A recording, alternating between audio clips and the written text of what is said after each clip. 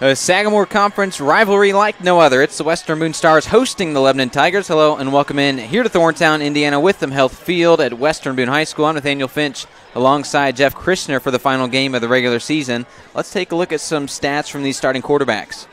They are starting quarterbacks first for Lebanon. We've got Landon Fouts, number 10. He is a junior, stands about 6'4". He's thrown for a little over 1,200 yards, 1,223 yards, and 12 touchdowns. Just 4 interceptions on the season. Over on the home side of the field, we got senior Elliott Young. He has thrown for a little over 1,000 yards and has similar numbers in the touchdown to interception, 12 touchdowns, 4 interceptions. For Western Boone, it's a big rushing offense, 190 rushing yards a game compared to 135 through the air. This is a team that really likes to pound the rock and run the ball over and over. Yep, I think you're going to see a lot of the same thing tonight that we've seen over the last few years. Western Boone liking to pound the ball and just get their yards on the ground. As far as Lebanon, you mentioned it with their quarterback, Fouts. They're throwing the ball about 153 passing yards a game, 137 rushing yards. A bit more balanced, but tipping the scales more towards this passing offense. And right now, we've got cloudy skies above us, but probably shouldn't rain throughout the evening. So it could be a good day for Fouts in this Lebanon offense. Yeah, I don't think weather's really going to be a factor, at least not early on. I think both teams will be able to do what they're familiar with and what they're comfortable with, and we'll see where it goes. When it comes to defense, for Western Boone, led by their outside linebacker, Cannon Brune, 72 tackles so far this year, 15 and a half tackles for a loss. And then looking at some other numbers here, 4.5 sacks, 5 passes defense. We can go on and on. He is a great player here in this linebacking core. Yeah, if you look at stats across the state, Cannon Brune is one of the leaders, not just in the conference, but any level of high school football that you look at, you're going to see Cannon Brune's name up there. As far as Lebanon leading this defense, they've got a few guys that have been pretty good contributors. Gage Miller, a senior linebacker, 59 tackles, 4 of them for a loss of yards. Also an outside linebacker, 57 tackles, 5 tackles for a loss, 3.5 sacks. And then he's got those 4 passes defensed with 3 fumble recoveries and 2 forced fumbles. Definitely a big contributor there at that linebacker position. Just a couple players here on each defensive side. We're going to go ahead and take a break, and when we come back, some starting lineups and kickoff coming up shortly.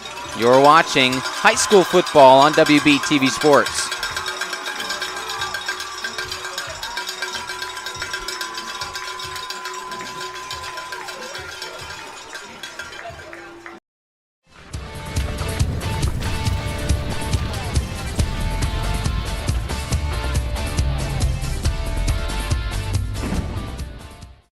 Since 1901, Home National Bank has been part of our community.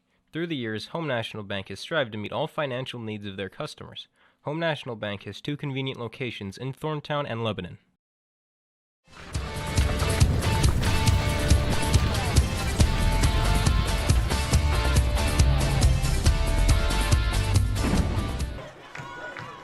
Back here in Thorntown, Indiana. Let's get into some starting lineups. First, for the Lebanon Tigers offense, we talked about it a little bit earlier. Landon Fouts, the quarterback, the junior quarterback. He's got a running back in his backfield. Trevor Winkles, the senior, 149 carries, 745 yards, and 7 touchdowns. This wide receiving core of Jaheim Joseph, a senior, Brayton Bowen, a senior, Jaden Ritchie, a junior, and then Hunter Crew, a senior. Some experienced pass-catching options here for the Tigers.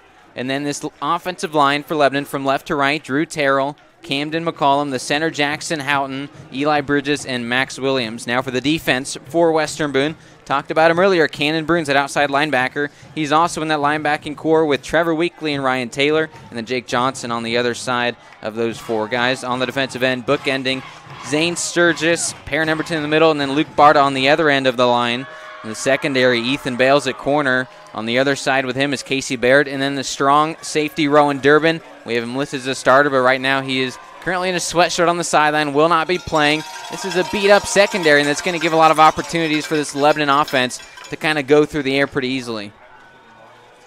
And now looking at the starters for Western Boone's offense, led by Elliott Young. We talked about him, 12 touchdowns, just 4 interceptions on the year. His running back, Cannon Brune's starting tonight, 31 carries, 183 yards, and 4 touchdowns. And then the wide receivers, Garrett Morton and Blake Miller on the outside, 2 juniors. And then the 2 wing backs, Mitch Miller and Casey Barrett as well, a couple of juniors. Offensive line from left to right, Corbin Smith, Clayton Unroe, the center Dane Williamson, Andrew Foster, and then Will Barta. Those are the 5 offensive linemen for this Western Boone team, out and ready to get this kickoff return going.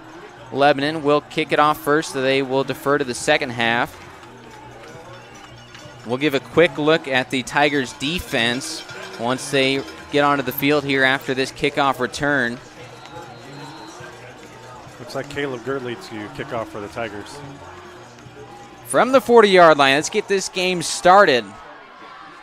Going to be picked up by Bales. Ethan Bales dropped down at the 29-yard line. That's where the drive will start for the Stars. And as the defense for Lebanon comes out on the field, let's take a quick look at them along the defensive end. Drew Terrell, Quentin Brousseau, a defensive tackle, and then Kobe Ottinger on the other side of that defensive line.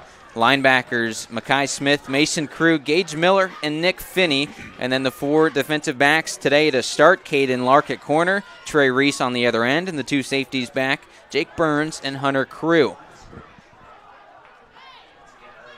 And now starting things off, the 29-yard line will be Elliott Young in this Stars offense. It'll be a fake to Bruins, so stopped with no gain is the quarterback, who takes a big hit to start. Elliott Young, not quite the way you want to start things off. Yeah, it looked like Elliott ran into a wall there on the Lebanon front. It's one thing we want to watch tonight is the size matchup between Lebanon's defensive line and Webo's offensive line. Western Boone will get a 2nd down and 10 now from that 29-yard line. First play, just stonewalled at the line of scrimmage. Here's the next one, under center. It'll be Bruins again with not much more success than his quarterback had on the last run. Give him just 2 yards out to the 31. That'll set up a 3rd down and long, a pretty important one here for this team.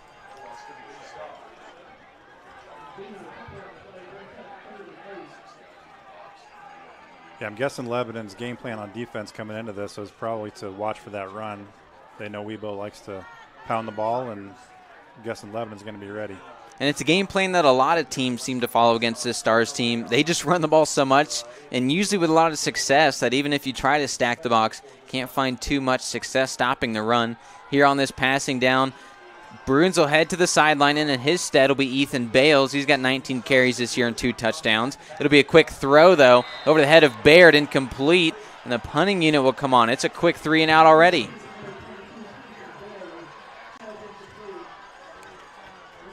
Seemed to be just a little miscommunication between quarterback and wide receiver there, and now we're going to see the punt team come out.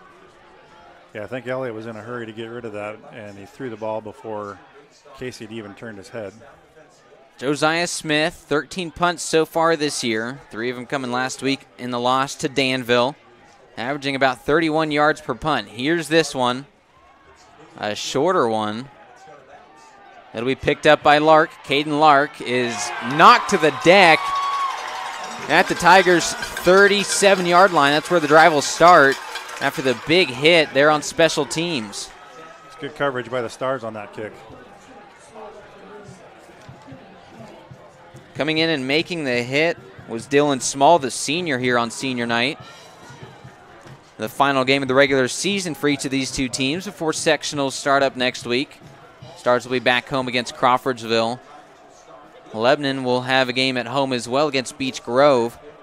Here's we've got a 1st and 10. A little bit of movement in the wide receiver area, but nothing called. It's a incomplete pass off the bat. Looked like just a drop by the intended target. That was the wide receiver, Jaheim Joseph.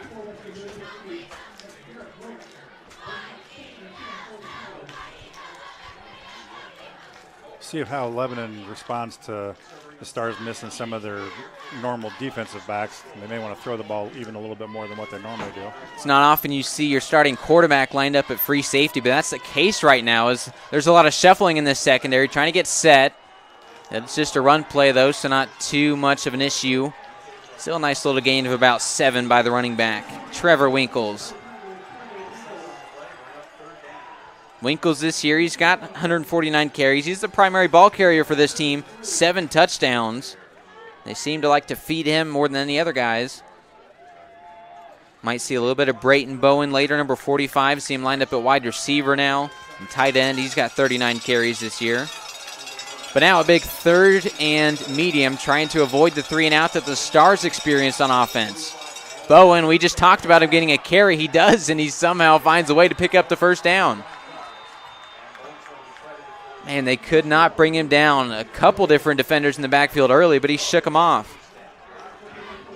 Yeah, there was one Star defender that met him just as soon as he got the ball and was able to forge ahead and pick up the first down.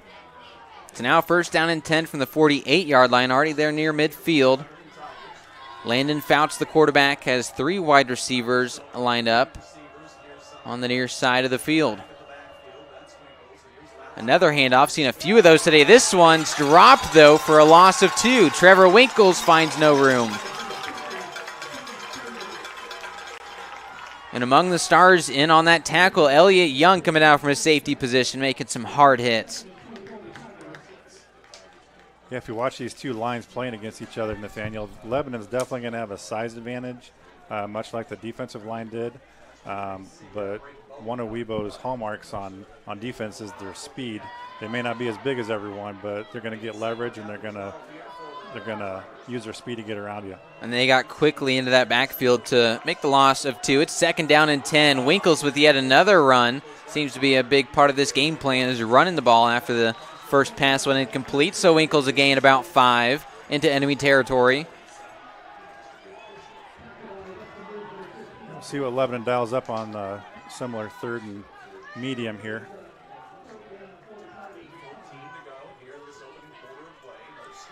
A lot of running, so this clock running down pretty quick. Already 8 minutes left here in the first. Another big third down. Defense trying to get off the field. Lebanon trying to extend their drive out of the gun. Haven't seen this too much. This time he throws deep. He's got a guy open as Lark, and the freshman Lark catches it. The playmaker down at the 1. Making the tackle was Elliott Young, but that was after the damage had been done. It's a huge catch for Lark. Big catch for a freshman.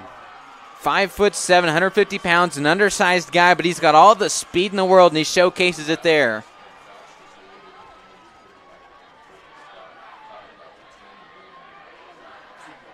It's going to set up first and goal here at about the 2-yard line. The play clock just got started, so 20 seconds here for Fouts and his team to huddle up. As you can see, they're just now starting their huddle. Man, what a big chunk play there. Went for over 40 yards and sets them up nicely. First down and goal from the 2. Probably going to see another run. We've seen a lot of those. This time out of the gun, it will be a run. A sweep by Bowen. He gets into the end zone for an opening drive touchdown.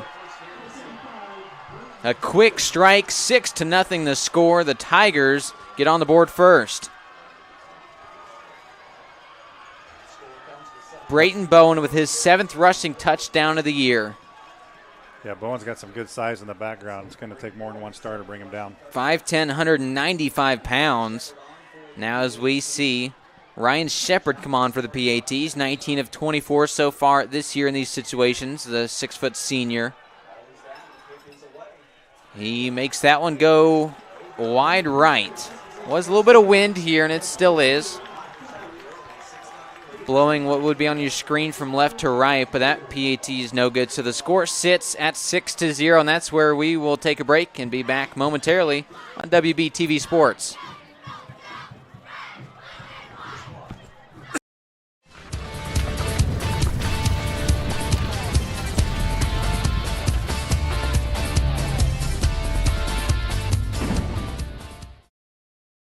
Do you need shirts for a school, business, club, or anything else? Give Willie Smith and Smith Tees Screen Printing a call. Smith Tees will give you excellent service with satisfaction guaranteed. Just call 765-436-7930.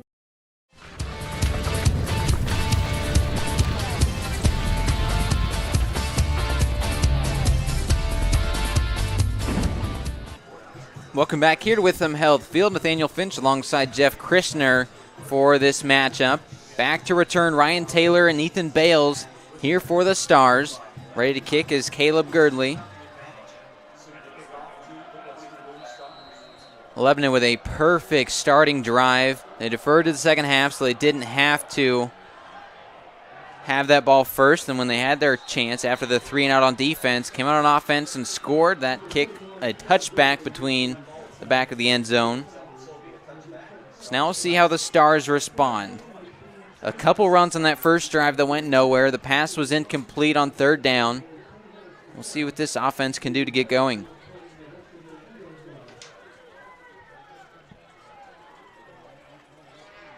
Yeah, the Stars are not going to want to get in too big of a hole here to where they have to throw the ball. They're going to want to be able to keep mixing it up between the run and the pass.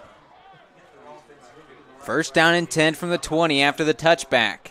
It's a handoff up the middle as the back goes down after just a couple yards. You talked about size here. Looking at just the 3-down linemen for the Tigers, 6'5" Drew Terrell, 6 foot Brousseau at defensive tackle, and 6'5" Kobe Ottinger. A lot of big size there on that defensive line. Yeah, and if you look at the Stars, their offensive line is a little smaller than what they've had in years past, but they do, like I said before, have some quickness that they hope that they can lean on. After the 4-yard gain on first down, here's a pass drop by Blake Miller making the start today. That's his first target of the day, and he drops it. It'll bring up third down and 6.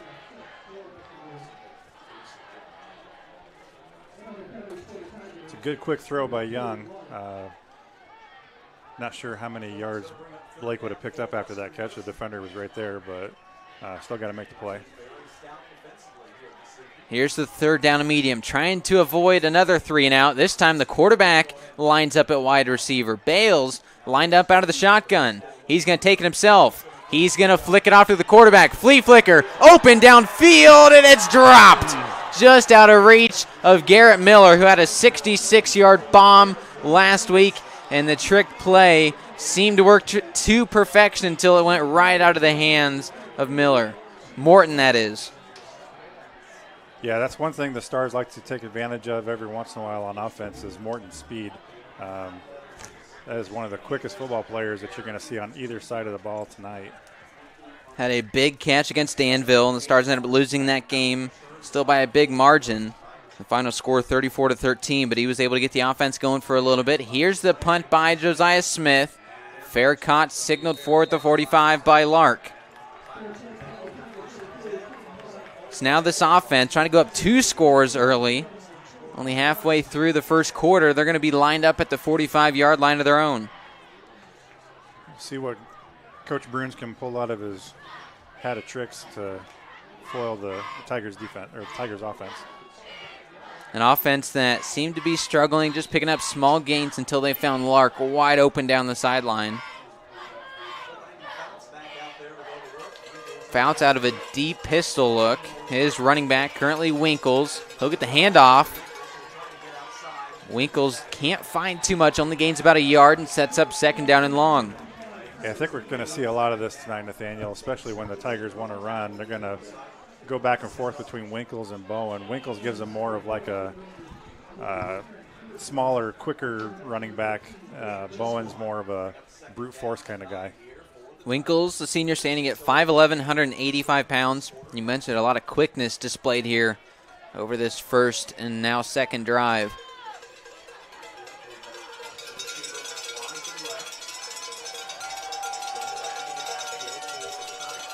Winkles, he'll get the handoff. Met at the line, but still pushes forward for a gain of about 3. Third down and medium from the Tigers' side of the 45 or the 49-yard line, that is. And now another opportunity for this defense to try to get off the field on third down. They've been unsuccessful the last couple tries. Lebanon 2 for 2 on third down that first drive. Yeah, Stars are going to have to be aware of the Tigers' receivers. We don't want to see another play like what we saw in the last series.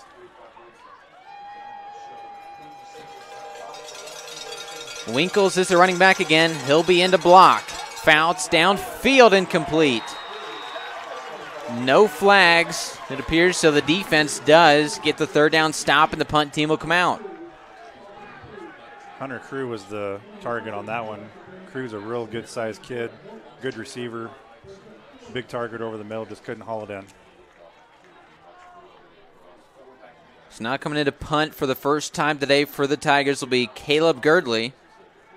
He's punted 14 times this year, an average of around 33 yards. Did have a big booming kick of 63 earlier this season.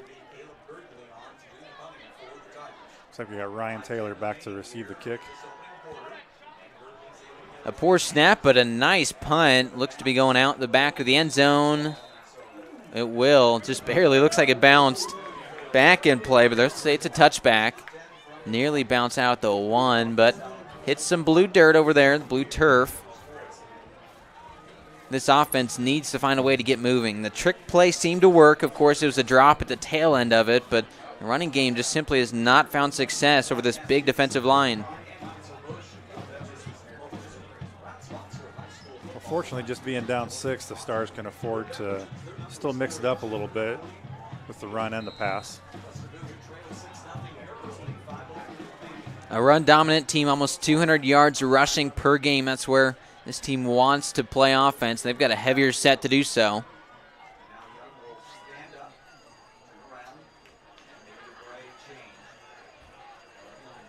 Running back with a hand in the dirt is Bruins. He'll get the handoff, but can't find any yardage once again. Back to the line of scrimmage. It'll be 2nd down and 10 at the 20.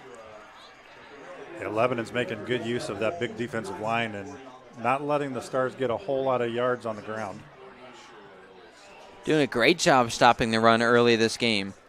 That's something Danville was able to do as well last week. They've got some bigger guys lined up on their defense as well, and that's just, they've been bullying this offensive line.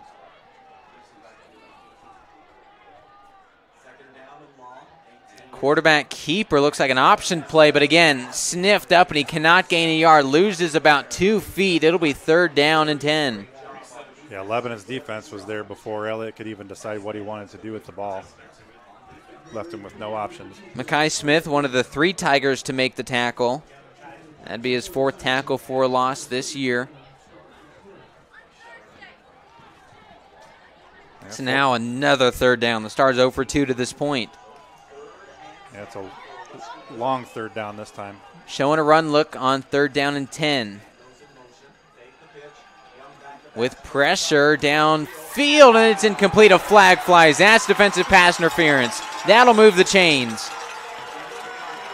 Yeah, Mitch Miller was the target on that one, and Lebanon's defender got there just a little bit too early. Hunter Crew pulled him down, trying to go up and climb the ladder for the catch. So that'll give them that 1st down that they needed. That's probably not a bad penalty for Lebanon because that was going to be more than 10 yards, and Mitch probably would have made that catch without the interference being done. So new life in this drive. It'll be 1st down and 10 at the 35-yard line. The 15-yard penalty and chain mover.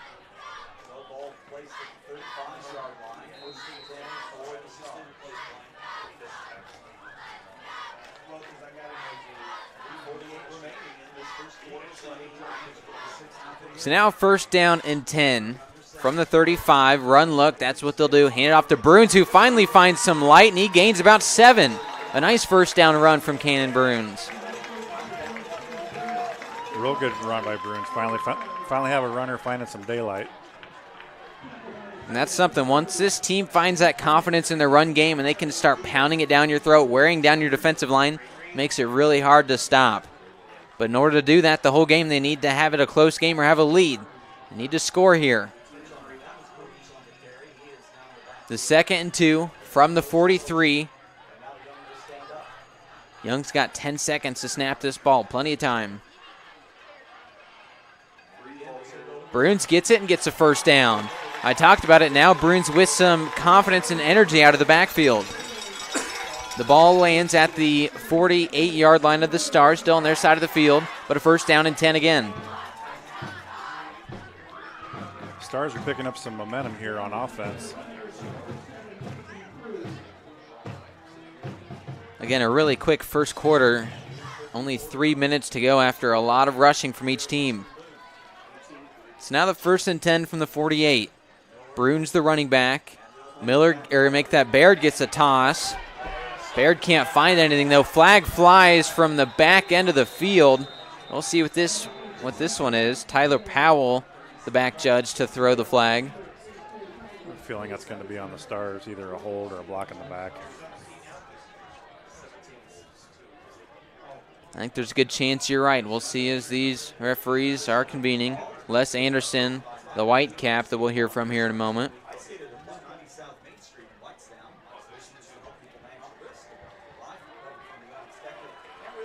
Yeah, looks like it's going against the Tigers. Yeah, it'll be a face mask, so not a first down, but a 10-yard penalty.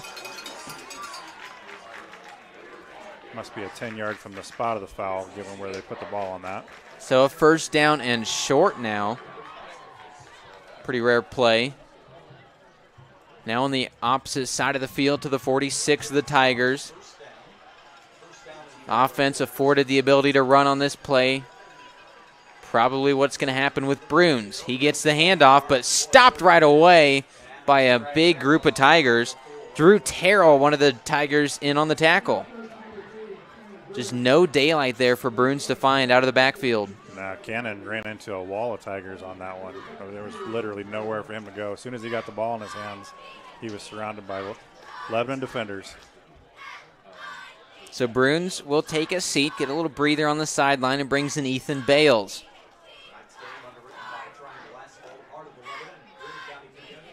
Young comes in with a play on 2nd down and 4 from the 46. 2 minutes to go in the first.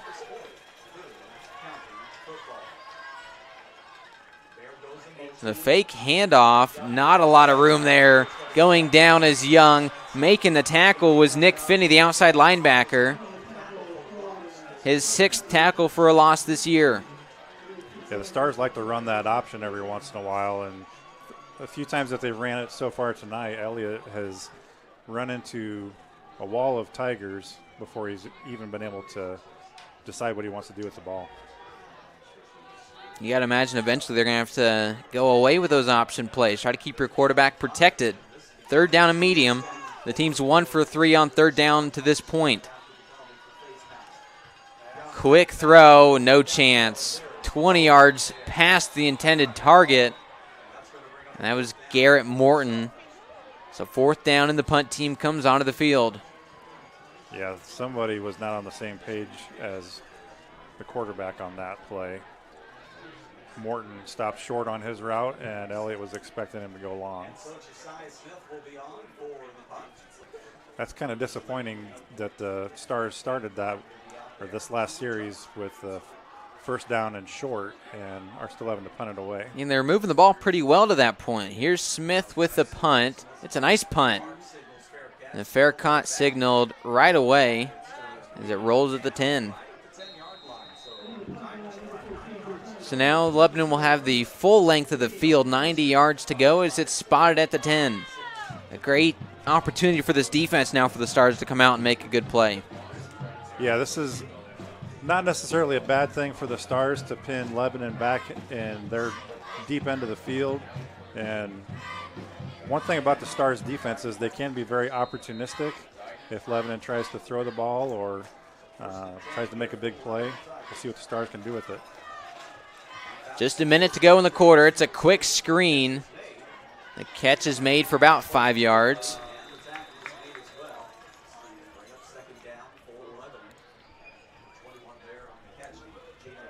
And on the catch was number 21, Jaden Reetsey.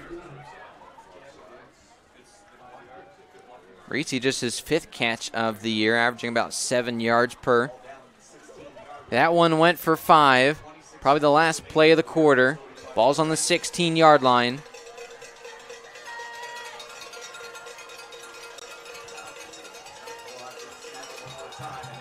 Fouts with pressure behind him. He's going to take it himself. Fouts with his legs. Nice play to get a first down. Landon Fouts, his rushing yardage in the negative so far this year. That's his longest rush of the season. Does have 2 touchdowns on the ground, but not quite the mobile quarterback.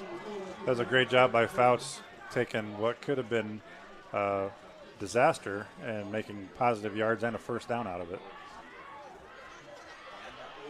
The first quarter, less than a half hour long, quickly dropping off the clock as these teams with a lot of rushing this first quarter. The score after one, it's 6-0 Lebanon as we take a break. Coming back next right here on WBTV Sports. WBTV Sports would like to thank Walker Hughes Insurance for supporting Western Boone Sports. We understand the insurance lingo and jargon can be intimidating.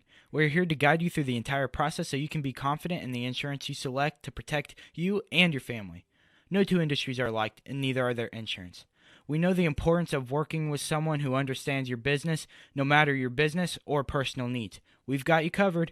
Give Nick and Dan a call at Walker Hughes Insurance.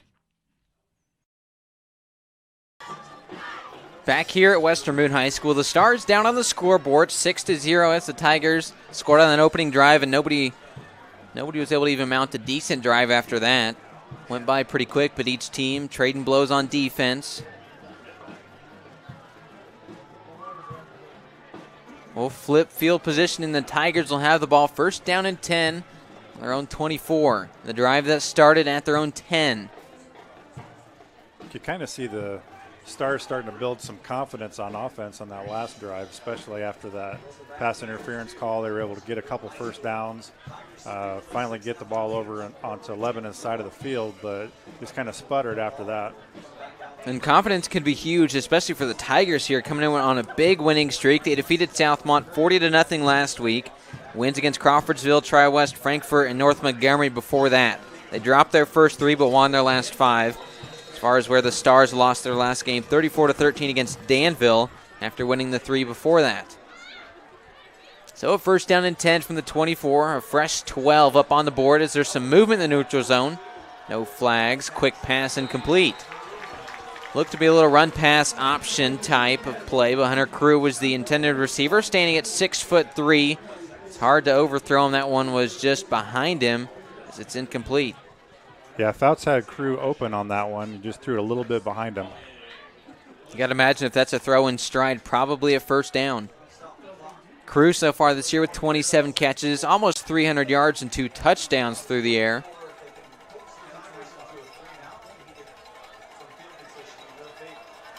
Second down and 10, still from that 24-yard line as a tackle for a loss. Now being brought down. The man Winkles did not want to go down on that play. Nice play by Zane Sturgis coming in and cleaning up on the Star defense. Jake Johnson back in there as well. It took a few Stars to bring him down. That's something we've seen quite a bit with both of these running backs. We mentioned how Bowen's got more of the size, Winkles with the speed, but there Winkles showed that he's able to keep his legs moving. It's third down and 13, now from the 21-yard line. Yeah, Stars really want to get a stop here and keep the ball on their end of the field. Third and long, looking to throw, has time. Fouts will cock this one deep, and it's intercepted. No, was it caught? It was caught for a first down to move the chains. Well, Fouts just barely got rid of the ball on that one. He had, I believe it was Sturgis climbing up his back. Just barely got rid of the ball. Really good, great job by Bowen going up to get that ball and keep it away from the Stars defense. Bowen with 13 catches this year, about 150 yards. And there did a nice job going up for that 50-50 ball. It's first down and 10 from the 40. Out of the shotgun is Fouts with that 2 running back setup. Hands it off to Bowen, who fights for a couple. Ball's going to drop at about the 43-yard line, so it'll bring up second down and medium.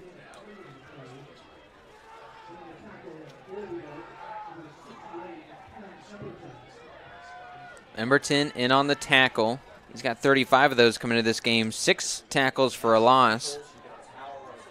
Yeah, Pemberton's done a great job in the middle on the defensive line this year.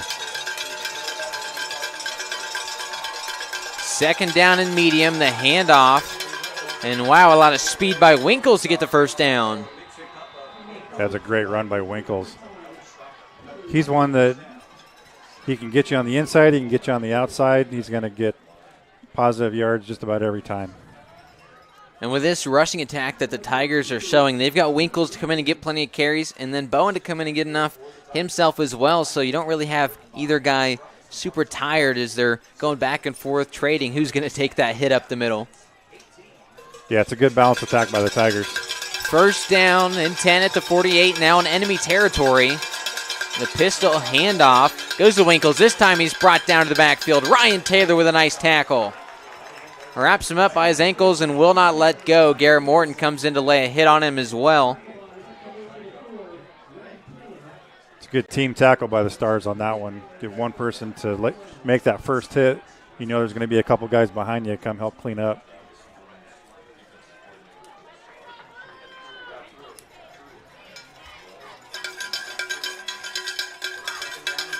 So now second down, and after the tackle for a loss, it's 2nd and 12. Right at the 50-yard line. Yet another handoff. Seen a lot of those. This time by Winkles. Gets to the outside and gains about 5. It's now back into Stars territory at the 43-yard line. Gain of 7 and another pivotal third down. When Winkles gets on the outside of the tackles like that, he's going to be really tough to catch up to. He's got great speed. It's 3rd and 6 from the 44. The Stars trying to get off the field. Still a chance of that here if they can get a nice play. The Tigers 3 for 4 on third down so far. This game 1 for 1 on third down this drive. Fouts looks to throw, low snap, a lot of pressure. He goes down, but it's caught for another first down. Still moving, it's Brayton Bowen. Man, Bowen's having himself a great day. 2 chain-moving physical plays this drive. Yeah, that's the thing with Bowen. He not only gets you out of the backfield, but he's a great receiver as well, especially with his size. As we saw there, once he gets the ball in open field, he's tough to bring down. First down and 10 from the 25. This is the drive that started at Lebanon's own 10-yard line. Moving the ball up and down the field pretty easily.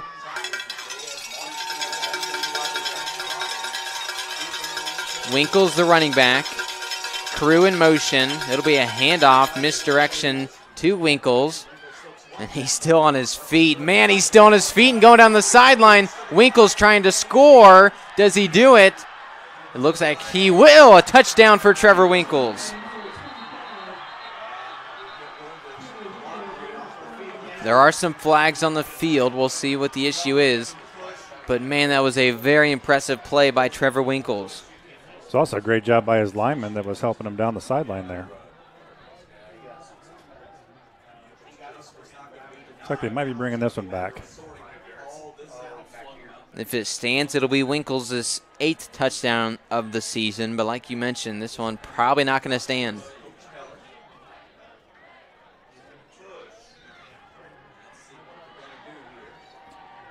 I think it might have been something to do with that lineman helping him down the field.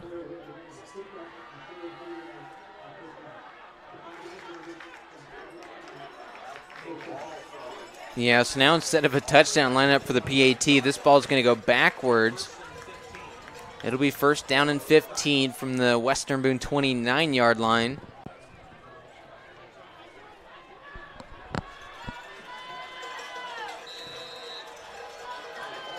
Fouts currently standing on the Stars 42, trying to get the call from his coach as everyone else is already lined up. 15 seconds to snap, so no hurries. Again, this deep pistol look. It's a fake to Bowen. Now he's got some room to run. Caught by Lark. What a catch. Bobbling, it was Caden Lark who had that big chunk play earlier down the sideline. This time gains back a lot of yards on first down and sets up second down and medium. Yeah, there's a couple of Stars defenders there that thought that ball was going to come right to him, and Lark swooped in right in front of him and made the catch. That's tough when you got a speedy receiver, can come out of nowhere, kind of gets lost in that secondary. And that's what happened there. He was able to come out of nowhere, make the catch, his 21st of the season. Around 375 yards so far at this point in the season. He currently stands on the far side of the screen in that trips formation. Here's the ball tipped up in the air. It's incomplete. Almost intercepted by Trevor Weekly. A nice pass deflection along the defensive line. Incomplete, though, so it'll be another third down and medium. Yeah, Tigers are fortunate on that because had Weekly gotten that, he had a lot of room to maneuver in front of him.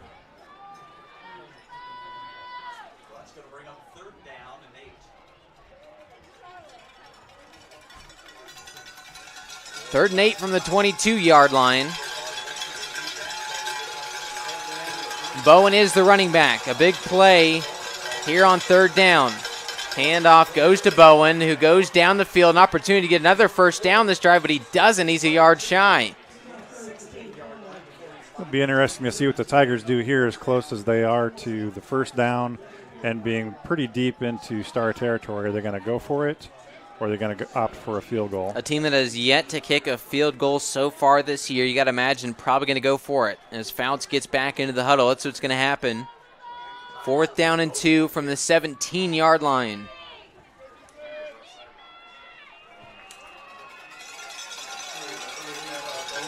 Got Bowen in the backfield. My guess is that's where it's going. The Stars bring pressure. It will go to Bowen. Flags fly, though. He'll get the first down momentarily, but a flag flew right into that offensive backfield, and those ones usually come back. I think that's going to be a hold on the Tigers. And that would be huge because the Tigers picked up that first down on the ground with Bowen. But this could bring him back and make it a lot harder decision here on Coach Smock.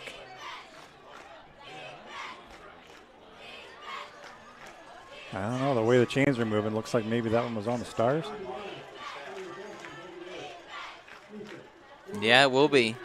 It's like an illegal chop block on the Stars. So they will decline the penalty, give them the first down and 10 from the 13-yard line, setting up this offense well.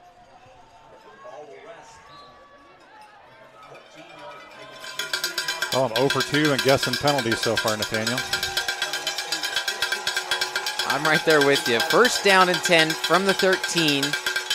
Halfway through the quarter, it'll be a handoff. Winkles outside, and he takes a big hit as he falls. Gets about 5 yards on the play.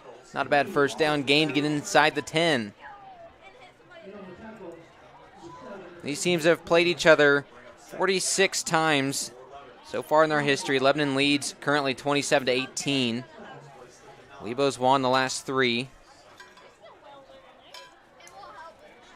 Stars are looking to keep that streak alive.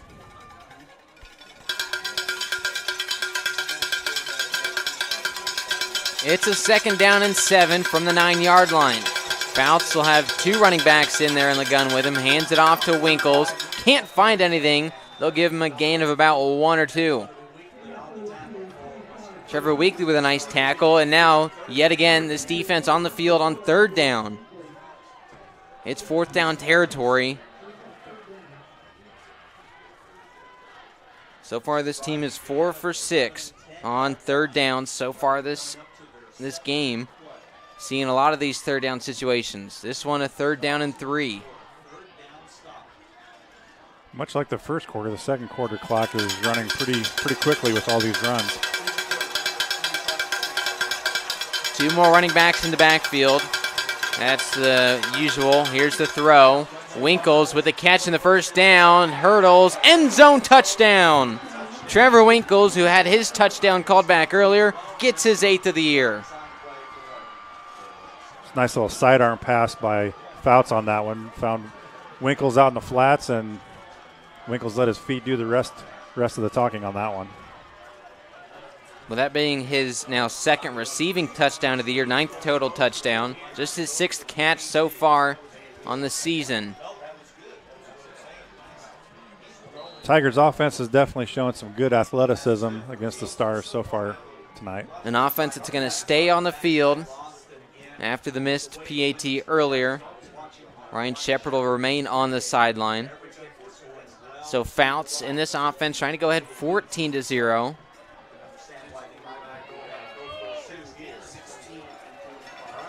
So we got Crew and Bowen in the backfield.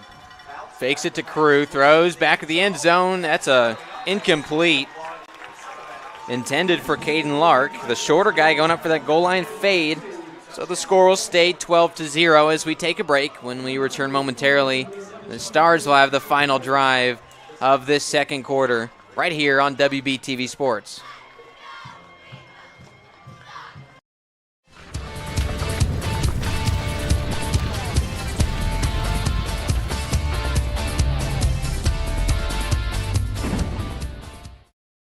Professional Plumbing Solutions is a proud supporter of WBTV Sports and everything Western Boone.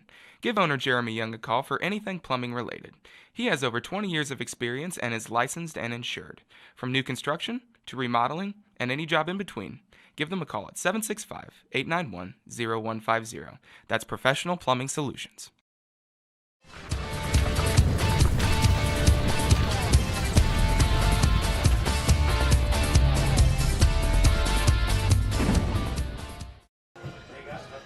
Lebanon returns to kick for a third time today. The kickoff from Caleb Girdley coming up momentarily. Taylor and Bales back to return. Standing near their own end zone at about the 4-yard line. We'll see what the Stars can put together here to end the first half. They've got 4.5 minutes to mount this drive.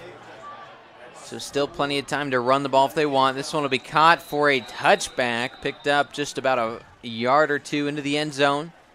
So the drive will start at the 20 like the last two have.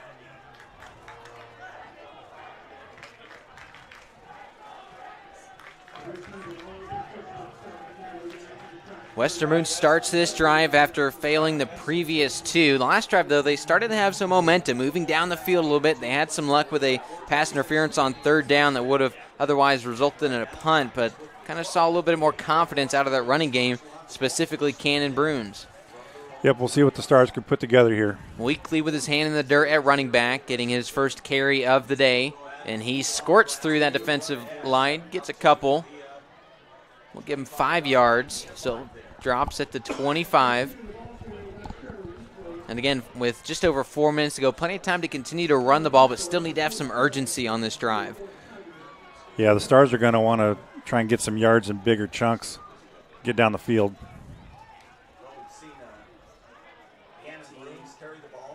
Weekly still the running back, a really heavy set for this offense. Weekly, it looks like he's going to get the first down, and he will as he reaches across. Maybe give him some more carries after he's had a successful 2 on this drive.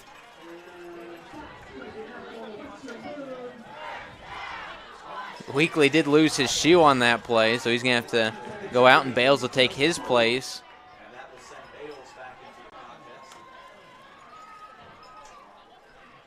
Yeah, we might see the Lebanon defense do a little bit more of a bend but not break type of approach, not wanting to give up any big chunks of yards.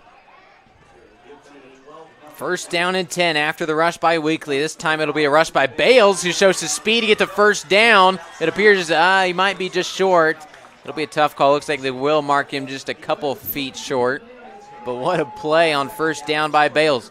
Reason he came into the game was because Weekly lost his shoe. Looks like he's going to stay in. Definitely some athleticism on the part of Bales on that run. Was able to stop and start and evade some tacklers. A returner on special teams, a cornerback on defense, now playing running back for this offense. A lot of speed by Bales. Fakes the toss. Quick throw. Man open. And that's caught for a first down. Mitch Miller steps out of bounds into enemy territory. And a nice reception. Great throw by the quarterback Young as well. Nice catch by Mitch along the sideline with the first down and getting out of bounds. That's going to stop the clock, let the Stars kind of regroup a little bit. The defense and Coach Smock takes a timeout. Ball currently stands on that 44-yard line. That's where it will be when we return, coming up momentarily on WBTV Sports.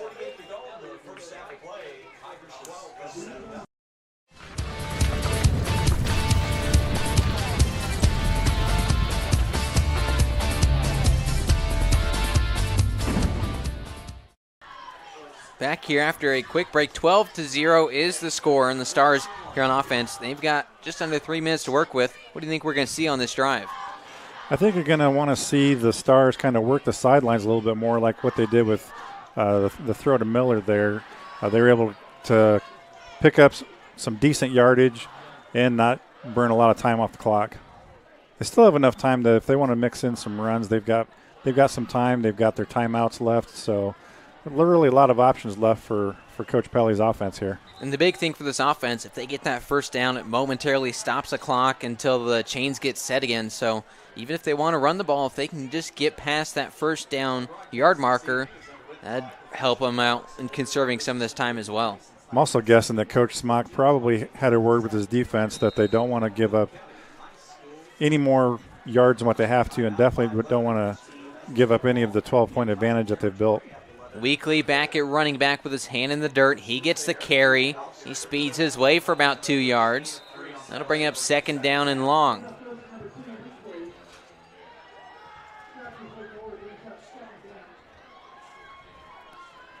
It's one thing I like about the Stars' attack is they've got a lot of different weapons that they can use, whether it's Weekly or Bruins or Bales. A lot of strength and speed in the backfield. We talked about it with Lebanon too, but that gives their running backs a chance to kind of take a breather. They don't have to take all the hits the whole entire game. Here it's 2nd down and 8 from the 42, and a quick stop. Weekly finds no daylight.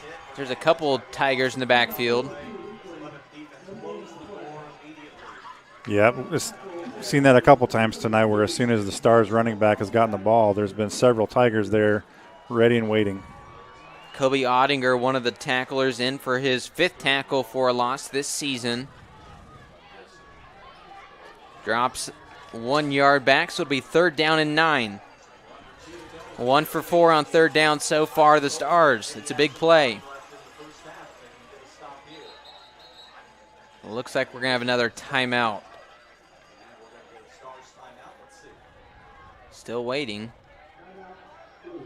Yep, it'll be against Coach Pelly and the Stars. They'll take a timeout, and we will as well. Back in 30 seconds here on WBTV Sports.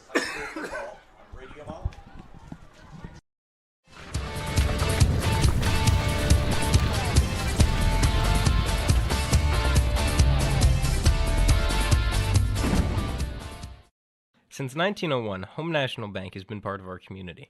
Through the years, Home National Bank has strived to meet all financial needs of their customers. Home National Bank has 2 convenient locations in Thorntown and Lebanon.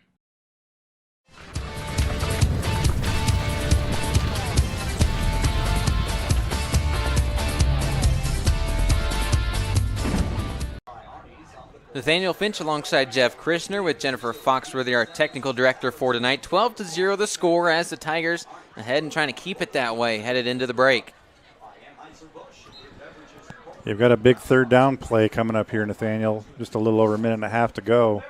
We're still not as far down the field as what Coach Pelly would like to have his offense right now. They're really going to want to end the first half on a high note and get some points on the board. In that territory where you can gain 4 or 5 yards and feel comfortable going forward on 4th down.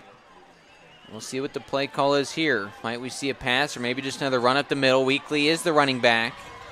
This whole stable of running backs for the Stars. It's looking to throw, though. Young is in a lot of trouble, takes the sack, and that prevents probably a 4th down attempt all the way back to the Stars' own 49-yard line. That is a big play, and a timeout called to preserve the remaining 1:24 on the clock for the Tigers. Yeah, that sack was as much to do with the Lebanon secondary as it was the defensive line. The line did a great job never giving up and pursuing Young. But the secondary was really locking down the Stars receivers on that. Young had nowhere to go with the ball. Another timeout called by Coach Smock and the Lebanon Tigers. Again, they're going to have now 49 yards to go in 1:24 when we come back from this break. You're watching high school football on WBTV Sports.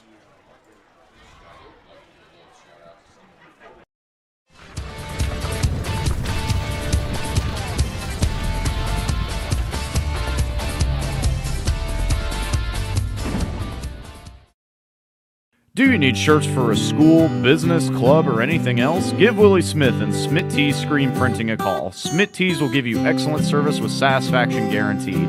Just call 765-436-7930.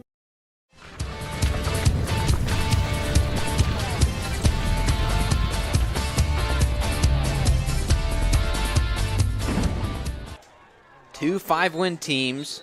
Lebanon, if they get a win tonight and Danville loses, then Lebanon will clinch a share of that Sagamore Conference title. Danville wins, though, they'll get it outright. Danville will, of course. 4th down and 16. Here comes the punt from Josiah Smith. Had a couple good punts so far today. Lark with a fair catch at the 10-yard line. So now we've got 2 straight drives for the Tigers where they're going to start with 90 yards in front of them, and they're going to have a minute 18 to do so.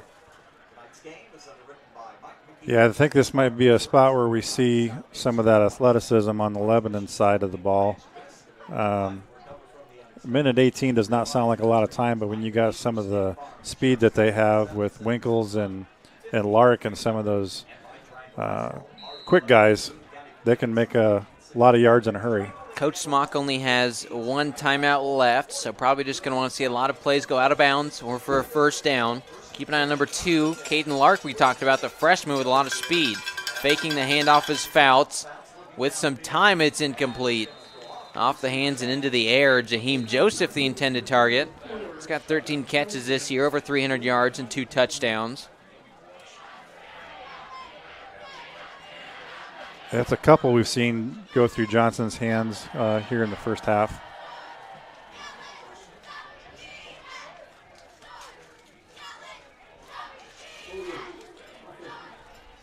So the holding will back this team up 5 yards. Yep.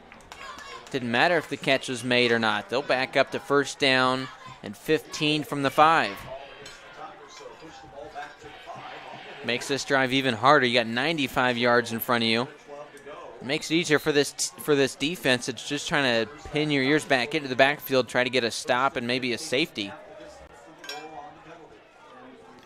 Tigers are going to want to throw the ball, see what the Star secondary can do to disrupt that, maybe cause a turnover. A trips formation, but they're going to hand the ball off, and now with plenty of room, Winkles and some blockers in front of him, first down, makes the cut and steps out of bounds at the 25. A play to perfection for the Tigers. Ends out of bounds to stop the clock, gets the first down, and now gives this team plenty of breathing room.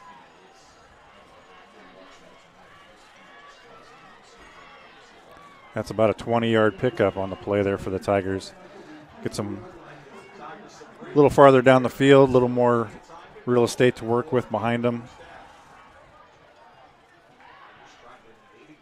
First down and 10 from the 24-yard line.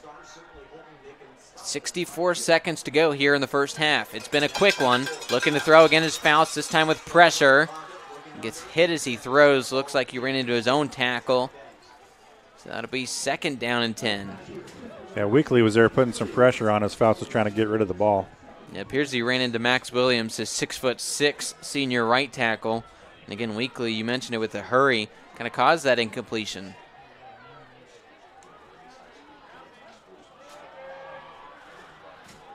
Rain has been in the forecast all day, but so far it's been clear.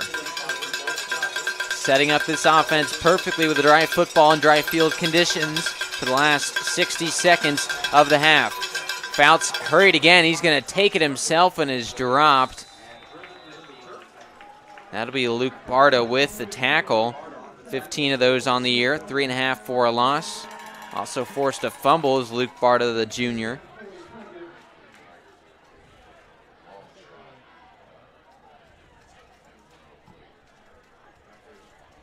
And now this team is going to start to let this clock run down. Just trying to get out of here.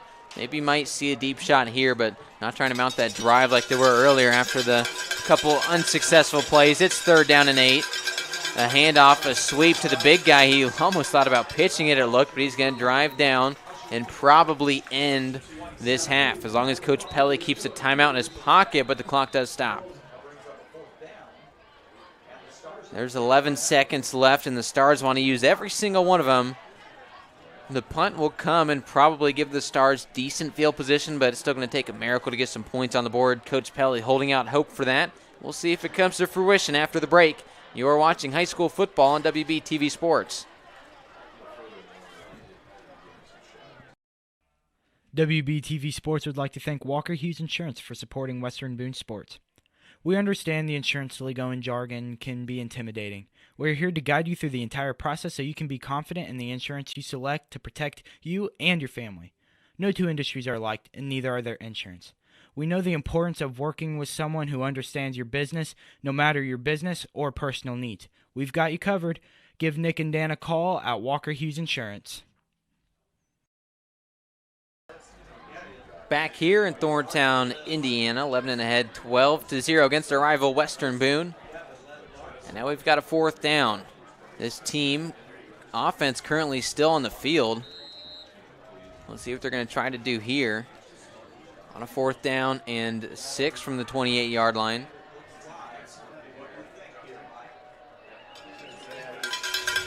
We're going to see a punt from the quarterback, Faust, just trying to bring the team a little bit off guard, and this is a great way to run the clock out. Man, what a play.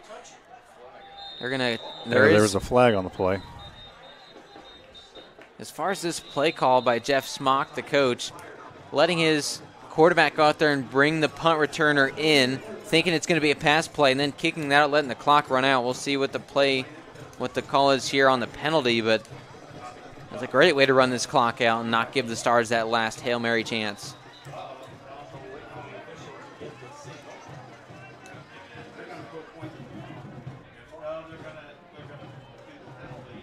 The ball was down before the clock went to 0. There's looked like about half a second to go. If he just left it on the ground, probably would have let the clock expire. But, of course, this flag's still trying to figure out what the issue is. Yeah, Weibo's going to enforce the penalty and make them either run another play or kick the ball again. Gives the Stars another opportunity to hopefully do something with the ball.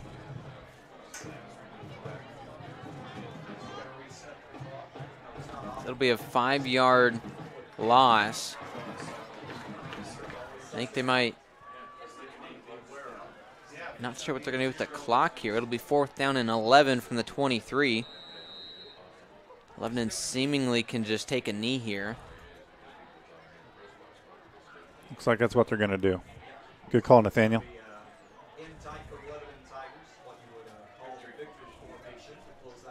The final knee hits the ground for the first half. A couple quick quarters here. Lebanon will head to the break. 12-0 the score. An interesting game here at Western Boone Senior Night, so stick around. We'll have those festivities broadcasted right here for you. You're watching WBTV Sports. Stick around after the break.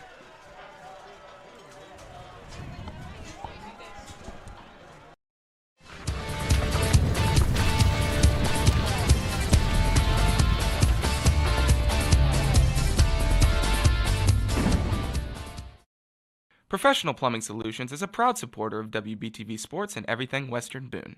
Give owner Jeremy Young a call for anything plumbing related. He has over 20 years of experience and is licensed and insured. From new construction to remodeling and any job in between, give them a call at 765-891-0150. That's Professional Plumbing Solutions.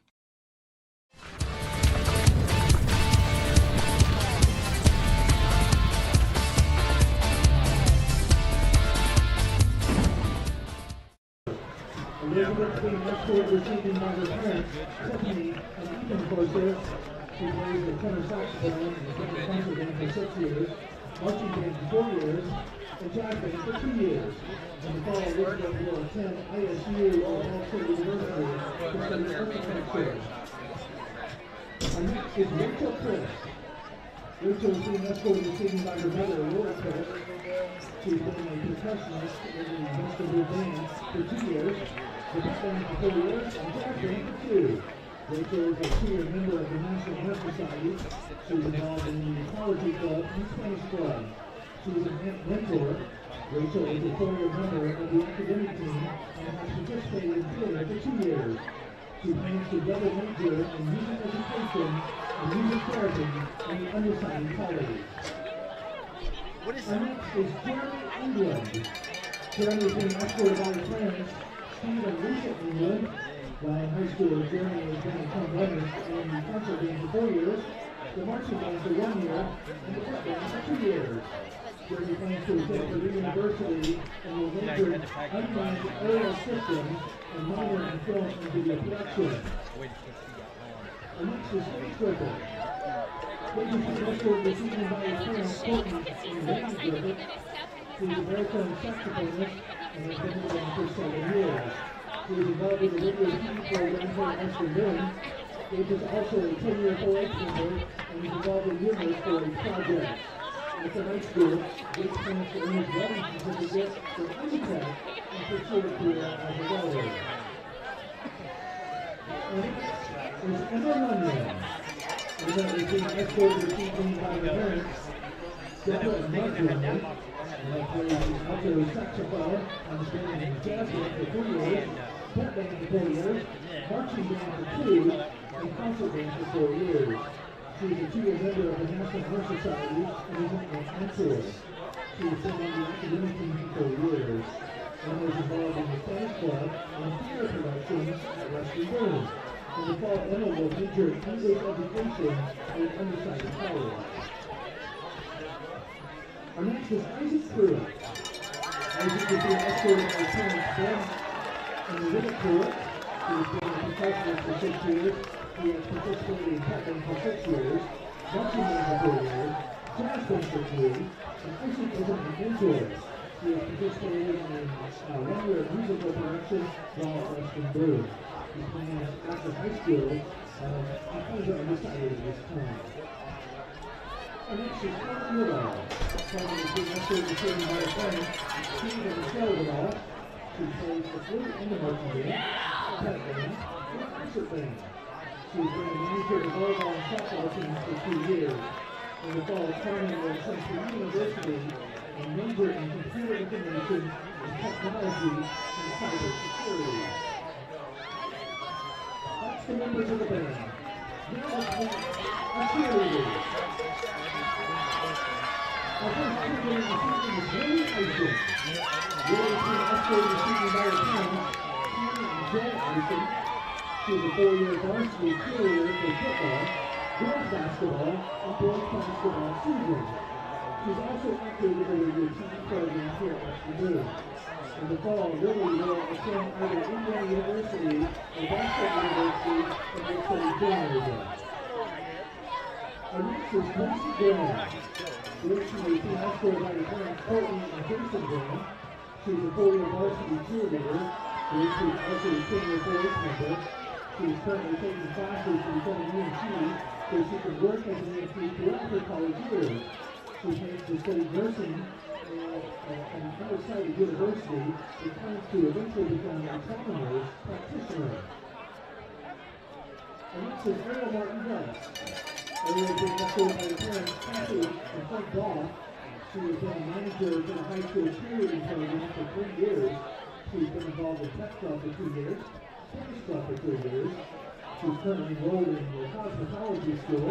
After high school, she plans to complete her cosmetology training in licensing.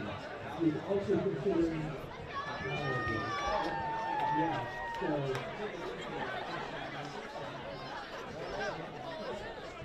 esthetician. Thank you. All right, our next is Amelia Meyer. Amelia has been escorted this evening by her parents, Jill and Glenn Meyer. She's been a varsity cheerleader for 3 years. She's a 3-year pep club member and a 2-year member of the Spanish club, also a 1-year member of the Ecology club. She's been involved in Key Club for 1 year and Chess Club for 4. She plans to study health sciences at an undecided college with the intent to eventually go to medical school. Our next cheerleader is Marilyn Nelson. She's our next senior cheerleader. She's been escorted by another Ashley Nelson. She's been a cheerleader leader for 3 years. She's a 3-year member of the Pep Club and a 3-year member of the Chess Club. Next August, May will attend Marion University and major in elementary education. Our next is Kate Richardson. Kate has been escorted this evening by her father, Jason Richardson. She's been a high school cheerleader for 3 years. She's a 4-year member of the Chess Club, a 3-year member of the Pep Club, and has been involved in Key Club and the College Club, both for 1 year. She plans to major in psychology and undecided college. Our next is Maddie Walker. Maddie's being escorted by her parents, Lisa and Michael Walker. She's been a cheerleader for 4 years. She's also involved in the Chess Club. After high school, Maddie plans to pursue a degree in psychology at the university. Now let's meet our cross-country athletes. The first senior athlete is Sydney Hayes. Sydney has been escorted by her parents, Jack and Britt Hayes. She is a 4-year member of the cross-country team. She is also a 3-year member of the track team.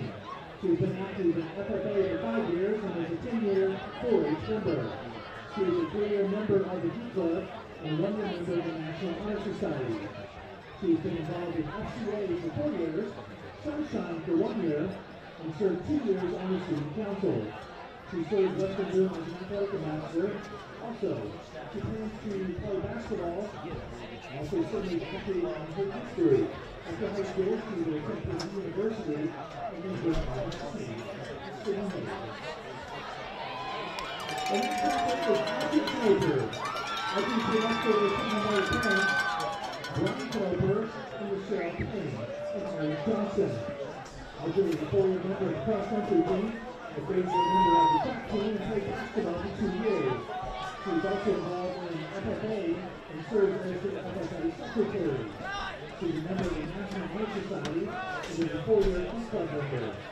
She has an art mentor for 1 year and has also been involved in the college club for 1 year and has been FCA member for 3. She attended Hoover Girls State, also operated in Forest for 9 years.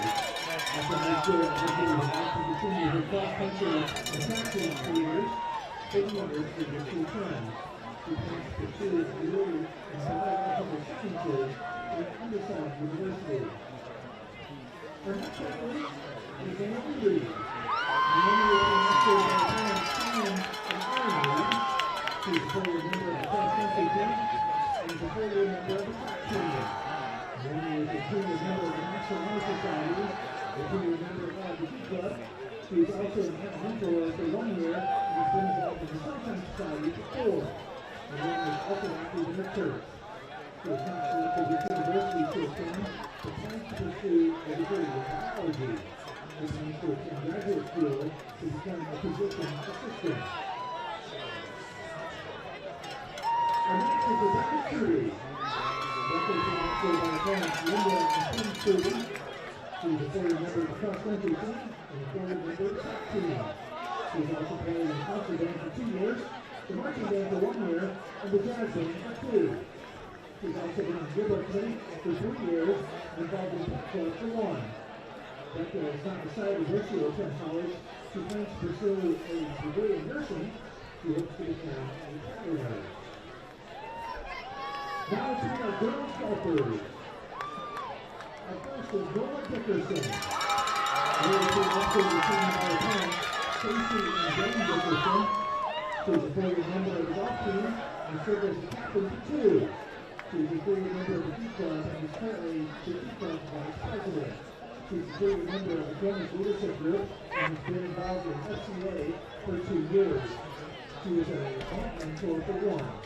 Noah has been active with FFA for 2 years and Spanish Club for 1. She is a member of the swim team for 1 year as well. Noah is a Western athletic ambassador and works on our statement. After high school, Noah plans to pursue a career in nursing with the intent to become a nurse practitioner. The next golfer is Joshua Wood. Joshua is from high school by her parents, Stacy and Mark Wood. Joshua is participated in varsity golf for 3 years.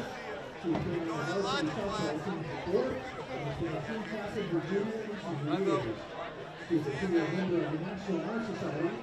She's involved in Sea Club, College Club, Ping Pong Club. In the fall, Joshua will play golf for Indiana University East and plans to major in biochemistry.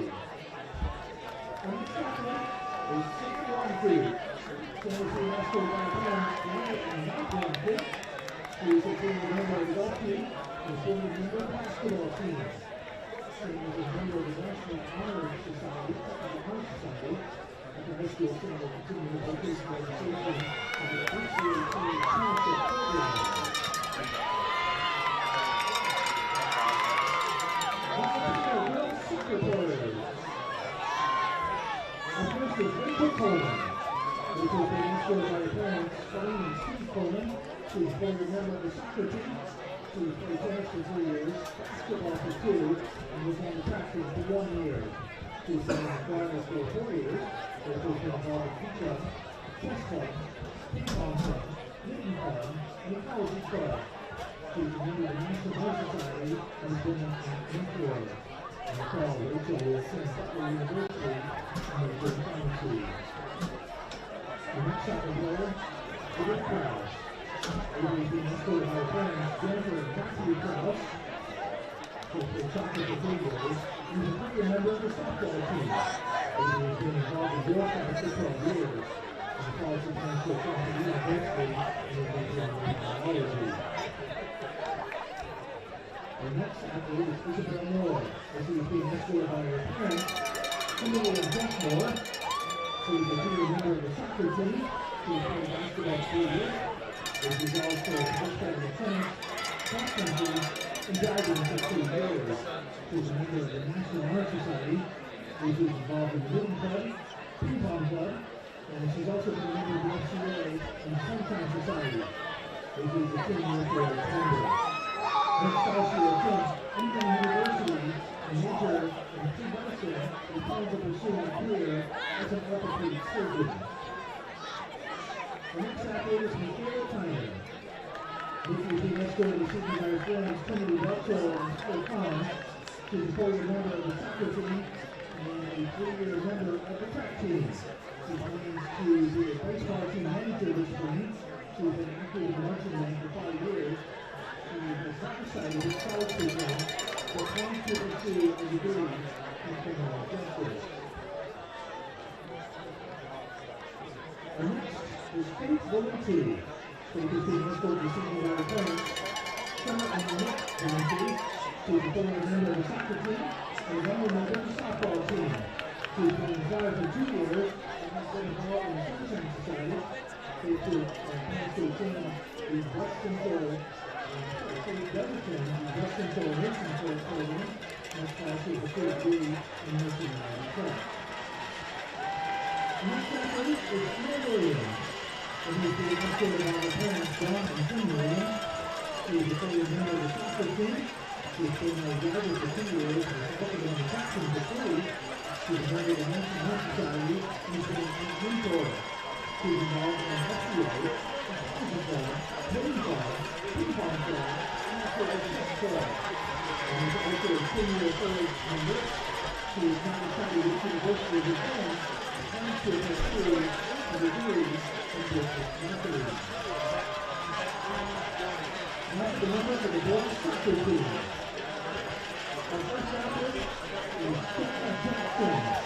John is being escorted by his parents, Jake and Jim Jackson. He plays soccer for 3 years and is fully a member of the team team. He's also been a member of the track team for 3 years. John has been a class officer for 3 years and has been with the FFA for 4 years. John has tried to serve as a controller, serving as an administrator in psychology, and hopes to become a helicopter pilot for the United States Coast Guard. The next athlete is Frank Arbach. Jeff is being escorted to Sydney by his parents, Stacey and Jeff Arbach. He is a 4-year member of the soccer team. Yes, sir. He has been a member for 2 years. Jeff is also involved in the Olympic tennis program here at Lebanon. He is also an Air Scout. After high school, Jeff plans to attend undergraduate college and pursue a degree in enforcement. Now the boys' tennis. The first athlete is Lucas O'Brien. Lucas is being escorted to Sydney by his parents, Debbie and David O'Brien. He is a 4-year member of the tennis team. He has been on the swim team for 2 years and track team for 2 years. In the fall, he will attend the university and pursue a degree in professional track. And now for volleyball. Good luck tomorrow to the volleyball team. The first is Ryan Hopkins.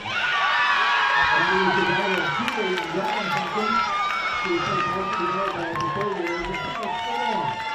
She has been in the team coach for 4 years and has been a soccer teacher all 4 years.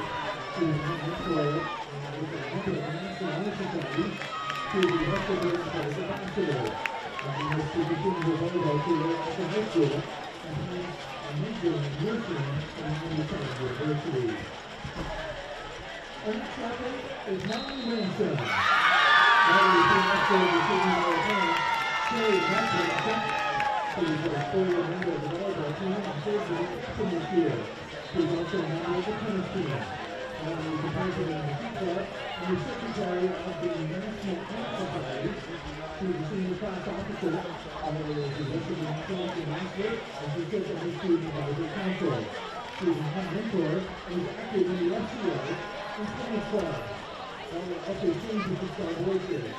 Next fall, she will attend the university Number 2, we're doing touch 2. And 3 times we're going to do a standard.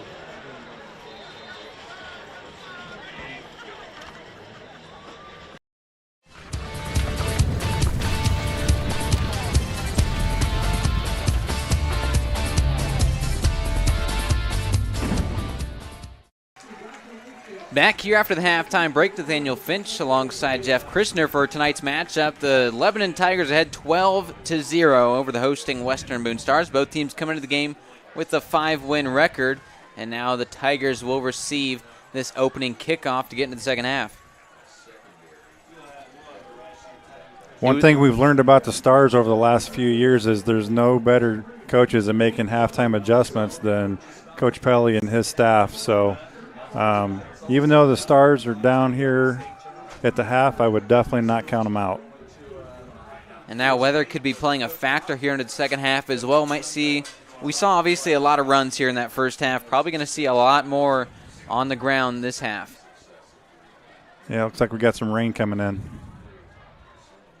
Seems to be just a light mist. We'll see if it continues or if it maybe gets harder. We'll see. We talked about earlier that there was a forecast for rain all day long, that we should have some rain even here this evening and later into the night, so definitely a factor. Maybe they'll slow down these passing offenses that haven't really been able to get going yet.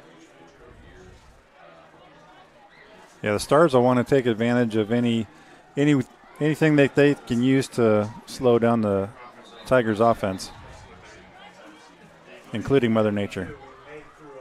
Each team still in their huddles before we get out on the field with the kickoff. The Stars set to kick this one away.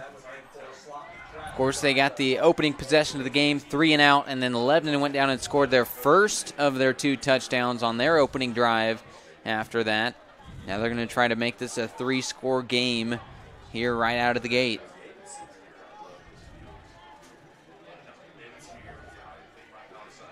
Seeing Josiah Smith back to kick off for the first time today. Back to return will be Caden Lark, that kick returner that we've seen make a few explosive plays today. Had about a 45-yard catch earlier in that first quarter. And then back there to join him is Trey Reese.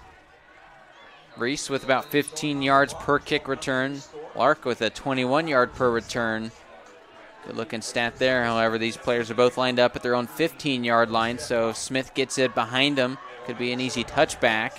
Here's Josiah Smith's kick, getting things away. It's a deep one and into the back of the end zone. Seems like these two gentlemen were kind of willing to let it go for a touchback. That's why they were so far up. They wanted to get maybe a closer return instead of staying back. Usually around the 5 is where you see them. Yeah, with this rain starting to come in, all it would take is Josiah to slip as he's kicking or the ball not come off of his foot not quite right, and Lebanon was ready to take advantage of that if something like that happened. Landon Fouts coming in now for the Tigers. His running back is Trevor Winkles. Winkles gets the opening handoff for the second half and leans forward for a gain of about 3. You know, the thing I've noticed about Winkles, Nathaniel, is not only is he athletic and quick and able to make really sharp cuts when he's got the ball in his hands, but as you saw there, not only did he gain yards, but he gained yards after contact. So not only is he quick, but he's obviously strong too, because he took 3 star defenders with him for about 3 yards on that run. And he's done a great job of keeping his feet moving and pushing forward in the pile. His teammates obviously helped move that pile as well. So it's 2nd down and 7 from the 23. Just the second drive of the second half. It'll be Winkles again who finds a little bit of daylight up front. He gets about 2 yards, sets up 3rd down and medium. Now a chance for this defense to get off the field and force a 3 and out. It's a good job by Emerton wrapping up and bringing him to the ground that time, not letting him get out into any open space. 3rd down and 5. This is a big one if the Stars want to keep this one within a couple scores. Fouts out of the gun. Winkles will be his running back. The big guy, Brayton Bowden, will be standing in the slot. They'll pass it to the other side. The first down is attempted to be achieved. I don't think he got there. That was Jaheim Joseph.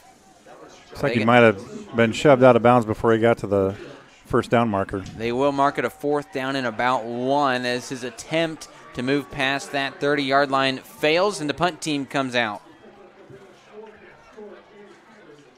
Only the 2nd punt today by Caleb Girdley. He's been on the sideline for most of this game. So now we've got a 2-man return team here as the rain comes in, anticipating the worst. That's Bales and Taylor back to return. A nice punt. Goes over to just in front of Taylor, that is, and they let it roll. A couple guys wrestling at midfield on the star. That's Carew and Johnson. No flags called, though. So now the Stars will start things off at the 32-yard line on their own side of the field. Here as their defense did their job, got off the field, get a breather, but this offense needs to move the ball.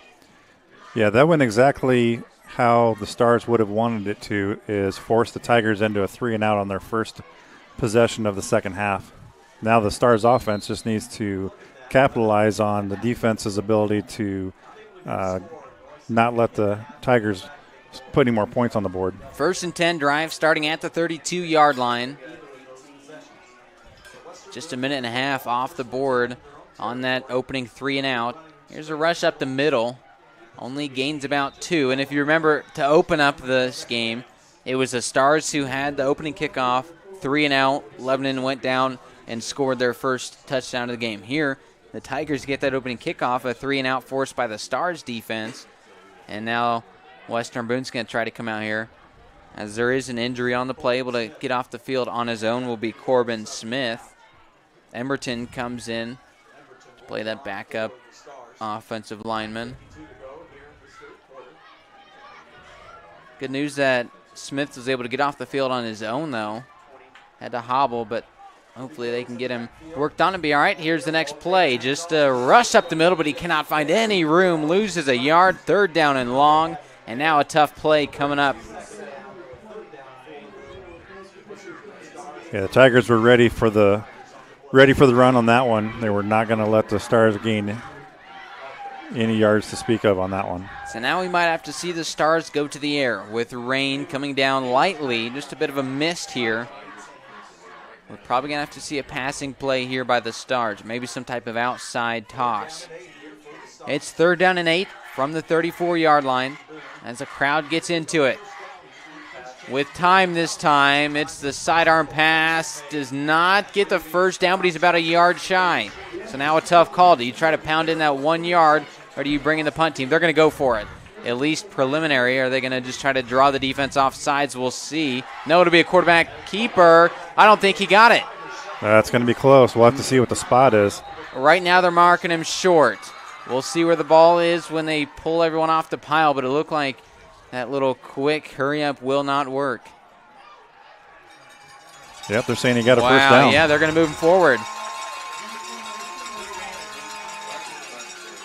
A great play by this offensive line, interior offensive line. The running back to push Young forward, and Young to do the work to get the first down and extend the drive. Trevor Weekly, the running back. So now from the 43-yard line on their side of the field, it's 1st down and 10. Heavier set formation. Under center will be Young. Handoff Weekly. No, it'll be a quarterback. What are they? They will give it to Weekly, and he keeps his feet moving. Weekly still not down. Wow, he gets a couple. Only a gain of 2, but he fought hard for those 2 yards. Yeah, it took 5 Tigers to bring down Weekly on that one. Picks up about 5.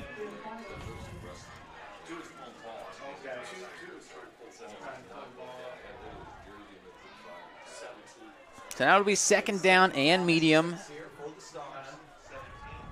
from that 47-yard line. Weekly still the running back. He had the last carry. He'll get this one in the rain. He gets the handoff, but where does he go? Not too far. Maybe a couple feet. They'll give him a yard. 3rd down and medium, and another big 3rd down opportunity here for the Stars.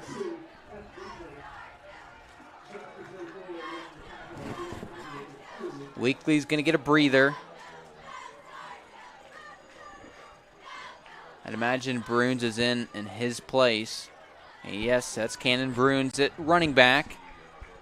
Another heavy set formation. A lot of offensive linemen here and a couple tight ends. It'll be a toss. Baird with some room and some blockers, and he gets a first down. Still on his feet and scampers for our first down. Just the third down picked up on the day by the Stars. They're 2 for 6 already. But there is a flag on the play in that area of holding.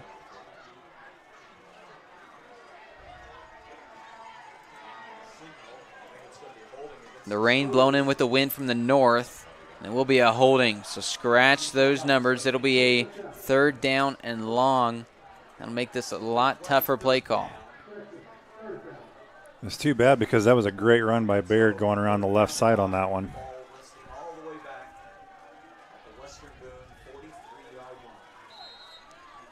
Move the ball back to the 42. Make that the 43-yard line. It's 3rd down and 9.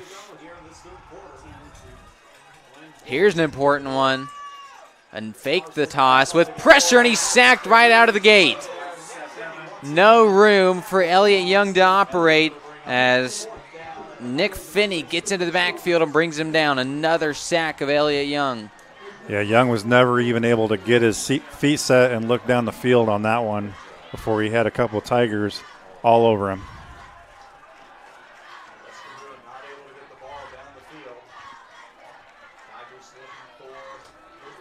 So here comes a punt, not a 3 and out.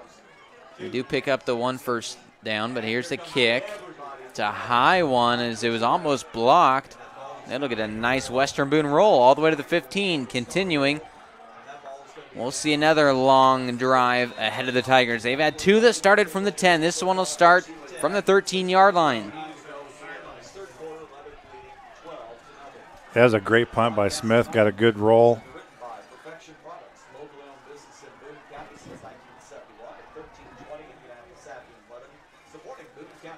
See what the Stars defense can come up with down here at this end of the field. Again, another really quick quarter. We're already halfway through it. Each team has had 1 drive. Each team has punted here in the second half. Rain's starting to come down a little bit harder. Here's Winkles with the run up the middle. Only gains about 1.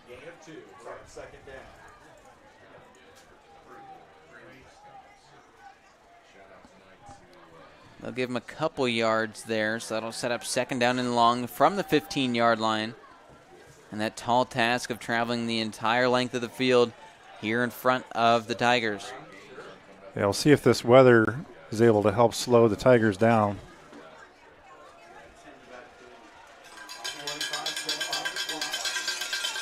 The split back look gives it to Bowen. He gets forward for just a couple yard gain. So again, another 3rd down and medium here for this offense.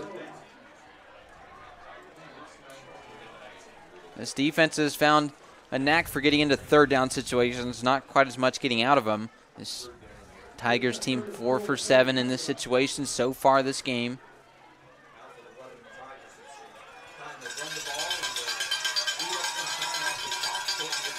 Got Bowen out wide to the left.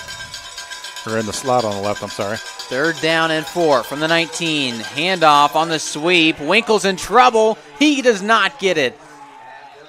That was Cannon Bruins to come in and make the final hit after 3 or 4 of his teammates brought Winkles down.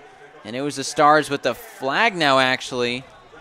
After the play was over, is that going to be concerning the player? Maybe just some extracurriculars afterwards. It's 4th down as it stands now, but this one could be moving the chains. Yeah, that was a good stand by the Stars defense, not letting the Tigers gain any yards on that one. The offense and defense still staying on the field, seeming to expect this one to go against Western Boone. It currently stands 4th and 4 from the 19. Unsportsmanlike against the Stars. So the defense does everything they need to get off the field, but then the extracurricular activity after the play is over will keep them on and keep this drive going. Yeah, the Stars defense can't afford to make mistakes like that. They had the Tigers exactly where they wanted them. The 4th down setup deep in their own territory, and it just gave them a fresh set of downs. First down and 10 from the 33. The cowbells ring here in the Western Boone crowd. The turn and the handoff. Tripped up, is still finding a way to gain a few yards. Nice little run by Winkles. Yeah, it's a nice job by Winkles there to keep his feet just enough to gain about 4 yards on that one. That'll set up second down and 6 from the 37-yard line. Still Lebanon's side of the field. A drive that started at the 13. Chewed up 2 minutes off the clock so far this drive. Looking to take some more. Up by 2 scores. Fouts standing out of a deep pistol. Hands it off again to Winkles, who's seen a lot of touches today. Winkles works some magic and gets just a yard shy of that first down yard mark. It'll be 3rd down and 1 after the impressive little teleportation effort by the running back to scamper his way upfield. Yeah, we've seen that quite a few times already this evening, Nathaniel, as Winkles is able to absorb that contact in the backfield and then still get some positive yards out of it. Almost a first down on that one. And then somehow just disappears and reappears a few yards downfield. Pretty impressive. It's 3rd down and 1 out of the pistol. Fouts with the spread formation. Hands it off. Does not get the first down. Will he? Oh, they're going to give it to him. Yeah, I think he got it. He tripped up and moved forward, and that'll be enough to move the chains on 3rd down. Again, even though Winkles was tripped up in the backfield, he was able to carry his momentum forward just enough to get the first down.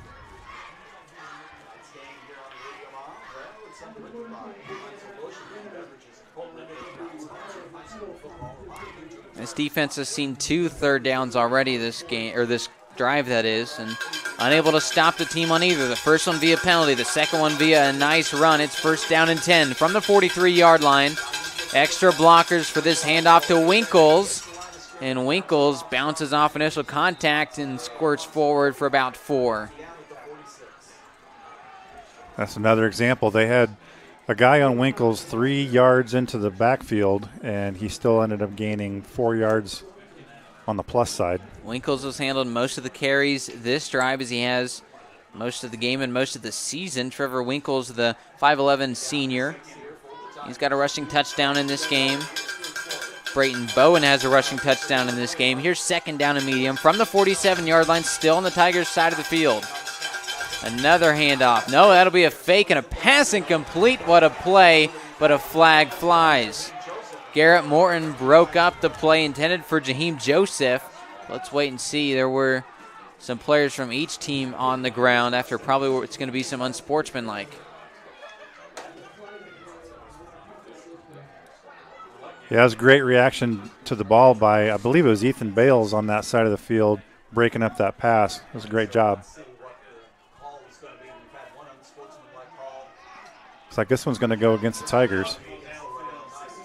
Ineligible man downfield, and what was a fake handoff. Looked like the offensive line tried to go down and run block instead. A quick pass.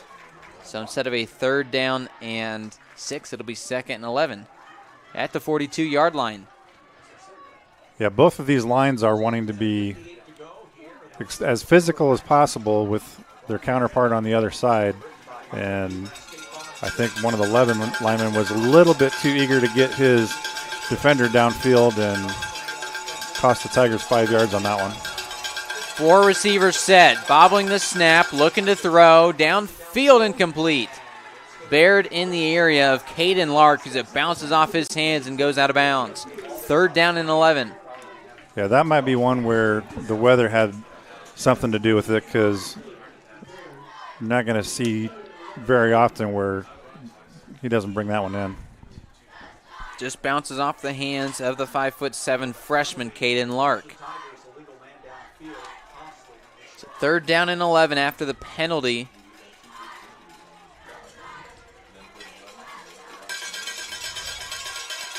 Yeah, the Stars have proven that they can stop in these 3rd and long situations. They just need to keep their cool about them and not give up any easy yards. Landon Fouts breaks the huddle, looks up at the play clock, shows 5 seconds, so he turns immediately and calls a timeout. This one will be A timeout by Landon Fouts, the first one of the half, and we'll take it with them. We'll return here momentarily on WBTV Sports.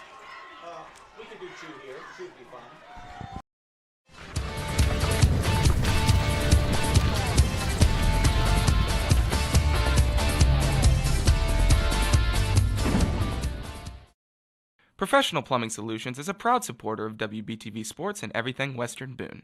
Give owner Jeremy Young a call for anything plumbing related. He has over 20 years of experience and is licensed and insured. From new construction to remodeling and any job in between, give them a call at 765-891-0150. That's Professional Plumbing Solutions.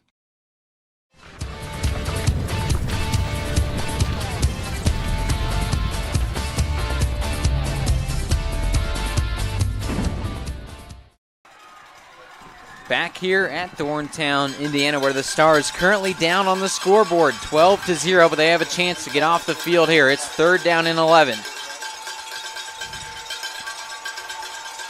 Out of a deep shotgun, 2 running backs set, fakes the handoff, Fouts downfield. It's caught for the first down. The team that's been 70% on 3rd down today on offense moves the chains again, and what a great throw by Fouts. Yeah, good catch by Lark on the other end, too. Had a couple defenders around him, was able to haul that ball in. Looks like a similar play call that resulted in the incompletion earlier on that down, but able to get the first down and move the chains.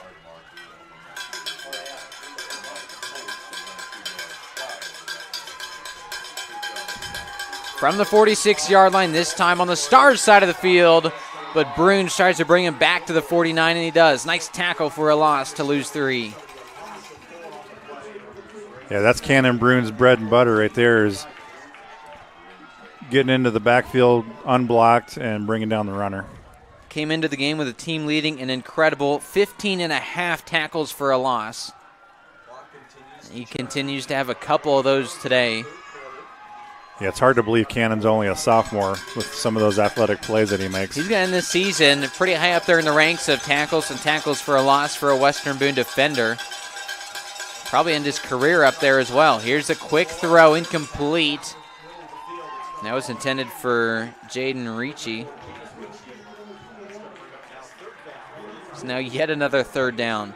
This team is 7 for 10 so far today on 3rd. They've just been able to find a way to move the chains. Yeah, again, that might be one where the weather played a factor. I'm not sure how well that ball came out of Fouts' hand, and the receiver seemed to be having some problems with his footing as he was trying to bring that one in. 3rd down and 13 as the rain continues to drop lightly. The wind pushing against the face of Fouts. Quick throw of the screen. Can he get 13 yards? No, he can't. Only a few. He'll get about 5. That'll set up 4th down and long and probably bring out the punt team.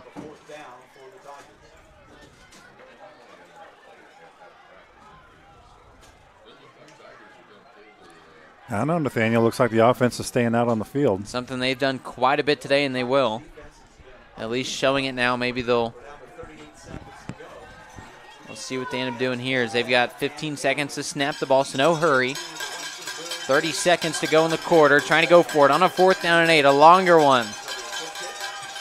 No, he will punt this one away like he did earlier, and again, now leave the ball to drop some time off the clock. Down at the 23. Fouts with another punt today. The first one was called back on penalty. This one goes for just a few yards. It was about a 20-yard punt. Yeah, it took a good bounce for the Stars. They're fortunate that it didn't go the opposite way and roll some of those extra yards like what Josiah Smith did on his last punt for the Stars. 1st down and 10 from the 24-yard line. 19.7 to go here in this quarter, but still 12 more minutes at the end of this. The Stars need some points. Down by 2 scores. Quick handoff, and Weekly with a nice 5-yard rush. Give him 6 and set up 2nd down and medium. That will likely be the last play of the quarter. Yeah, the teams will stay huddled and let this one run out. Take a break. And when we come back, the rain continues to fall here. Set up for this 4th quarter of play at Thorntown, Indiana. Western Boone down 12-0 against the Tigers when we return on WBTV Sports.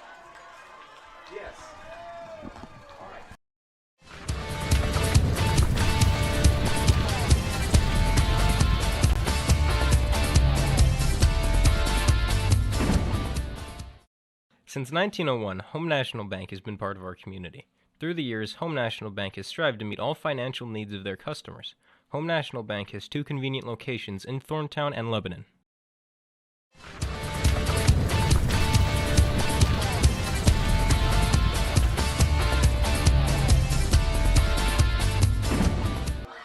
Back here at Western Boone High School, ready for the fourth quarter of play. The rain continuing to be steady, not hard or driving, but the wind coming with it as well, blowing from left to right on the screen, coming from the north side. It does aid the Tigers. Those are going to flip field position and now have the wind to their back for this final quarter.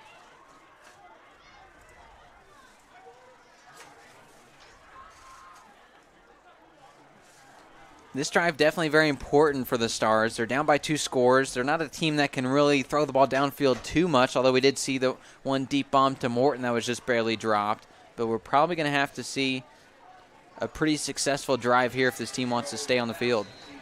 Yeah, we're deep enough into the game that the offense is going to have to start putting some points on the board. The defense has kind of found their niche as far as slowing the Tigers down, but we're going to need to start seeing some points on the other side. 2nd down and 4 from the 30-yard line. Some heavy set formation look here. It'll be Weekly with a quick carry, but he's dropped to the ground.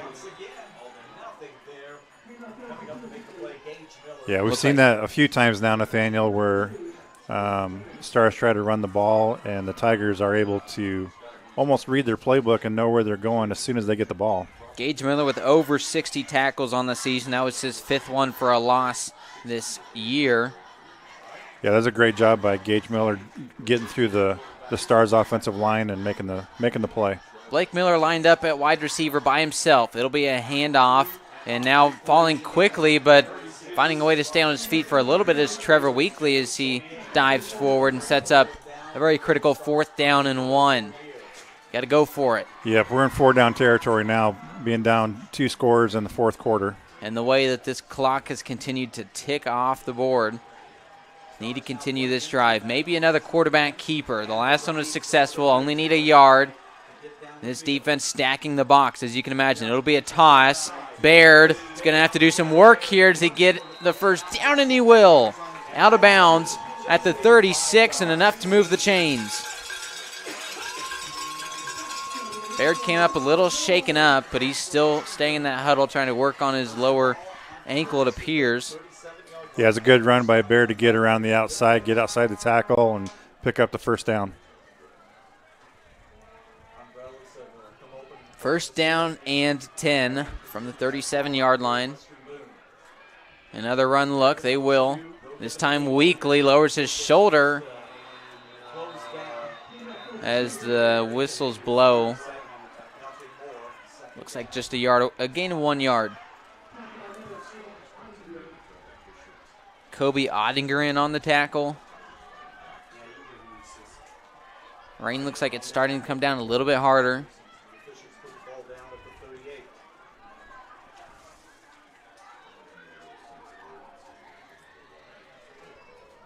Ten seconds to snap this ball. I'm sure we're going to have to see a timeout here by Coach Pelly. The offense taking too much time in this huddle. Yeah, Stars are taking a lot of time off the clock. And the offense realized it. Young didn't see the play clock. As Coach Pelly's still upset about a body slam that occurred by a Tiger slamming down one of his players. So he's trying to talk to the refs about that, figure things out. But he called a timeout, so we will take one as well and be back shortly. The final 9 minutes and 53 seconds coming up next on WBTV Sports.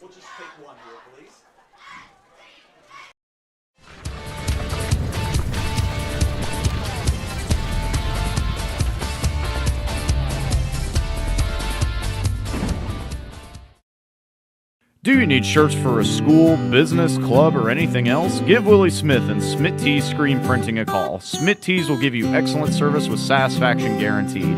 Just call 765-436-7930.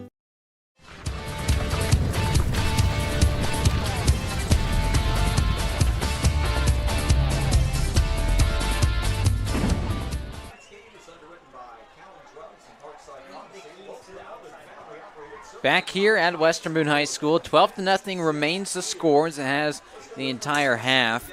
The Stars still looking for their first chance to put points up on the board. It's 2nd down and 9, faking the toss with a lot of pressure, needing to get rid of it, and he won't. Going down for a sack. At the 30, Elliott Young, instead of chucking the ball out of bounds, he will be brought down for a sack.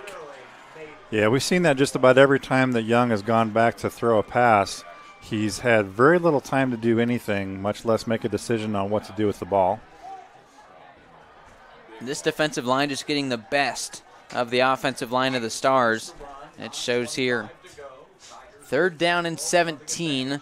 Now all the way back at their own 30-yard line. The Stars, 1 for 7 on 3rd down. Got to imagine this is going to be a tough one to pick up. A lot of pressure again. Batted. It's caught, but man, what a big shot Blake Miller took at the end of that. Loses a couple yards as this defense works to perfection. And here, do you go for it or do you have to punt? I think it's too far to go for it. Yeah, that's too many yards. 4th and 22, deep in your own territory.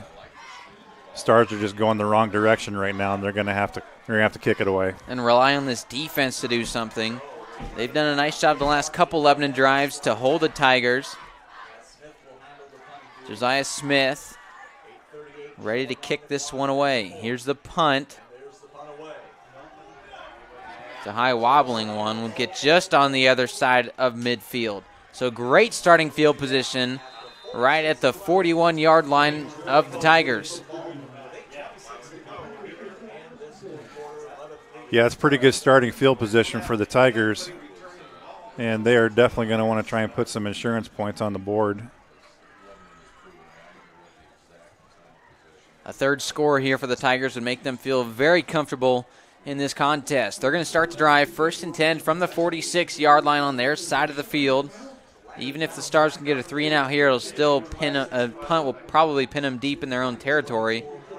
But first we'll focus on 1st down. Out of the gun is Fouts, 2 running backs, 1 to each side of him. He hands it off to the one on the right, who's popped for a loss. Brayton Bowen unable to find any yardage there. A nice play. I think that was Latham got through and made the stop. Latham, one of the many seniors honored tonight on senior night. 2nd down and 12 from the 44-yard line after a loss of a couple. This time just one running back. It'll be Trevor Winkles. A stack formation, a wide receiver on the near side, though. That's Bowen in motion. He's an H-back now. Winkles with the carry. He'll gain a few yards. A nice little gain on 2nd down, but again, another 3rd down here in medium. Yeah, it's another nice run by Winkles to get the Tigers back into 3rd and medium where they've been pretty successful all night. Broadcast here from Western Boone, underwritten by Culligan Water Conditioning, treating water for over 60 years. Culligan, better water. 3rd down and 5 from the 49-yard line, this time in Stars territory, but not too far in. Big play for this Western Boone defense. It looks like a timeout will be called. Timeout. Want to review this one. So Fouts turns around, takes a timeout. We'll join them. We'll be back here shortly on WBTV Sports. WBTV Sports would like to thank Walker Hughes Insurance for supporting Western Boone Sports. We understand the insurance lingo and jargon can be intimidating. We're here to guide you through the entire process so you can be confident in the insurance you select to protect you and your family. No two industries are alike, and neither are their insurance. We know the importance of working with someone who understands your business, no matter your business or personal needs. We've got you covered. Give Nick and Dan a call at Walker Hughes Insurance. Nathaniel Finch alongside Jeff Christner with Jen Foxworthy, our technical director for tonight. 12-0 the score as the offense heads back onto the field.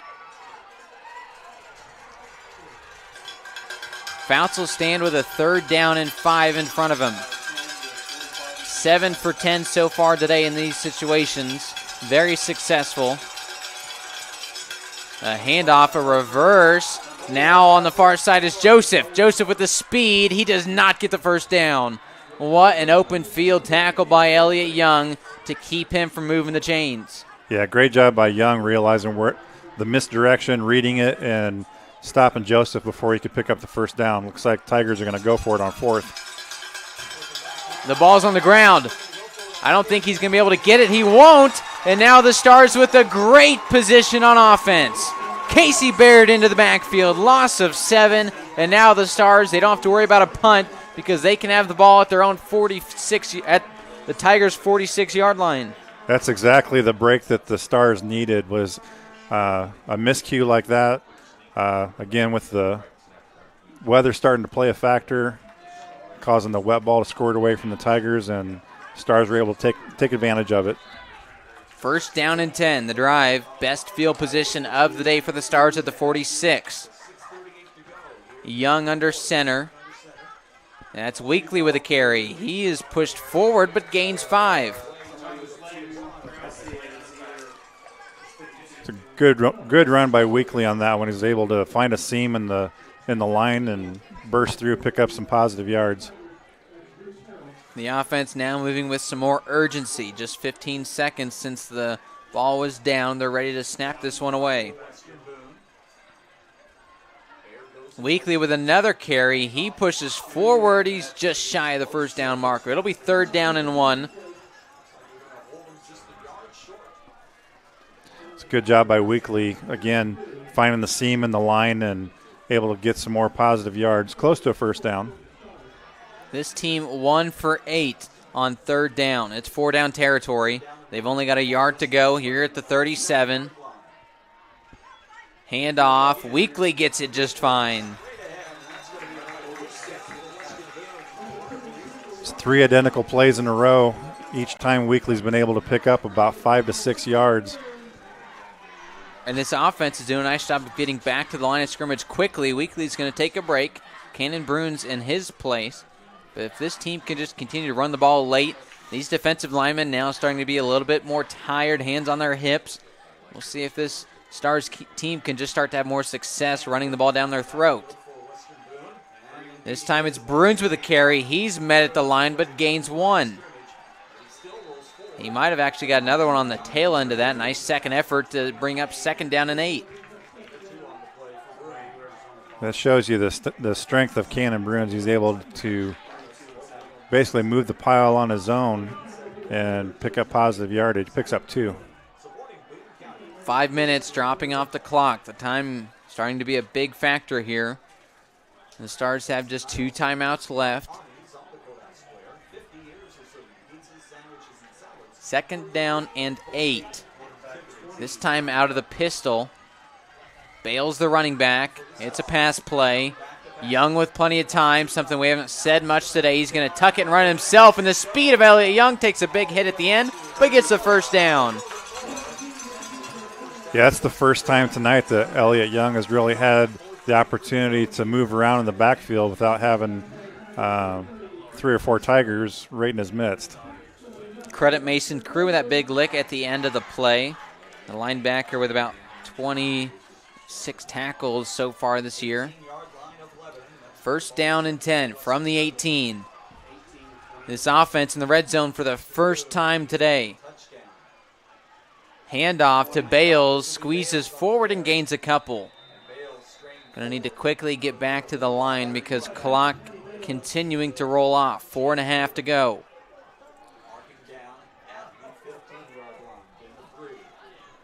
After the 3-yard gain, it's 2nd down and 7 from the 15.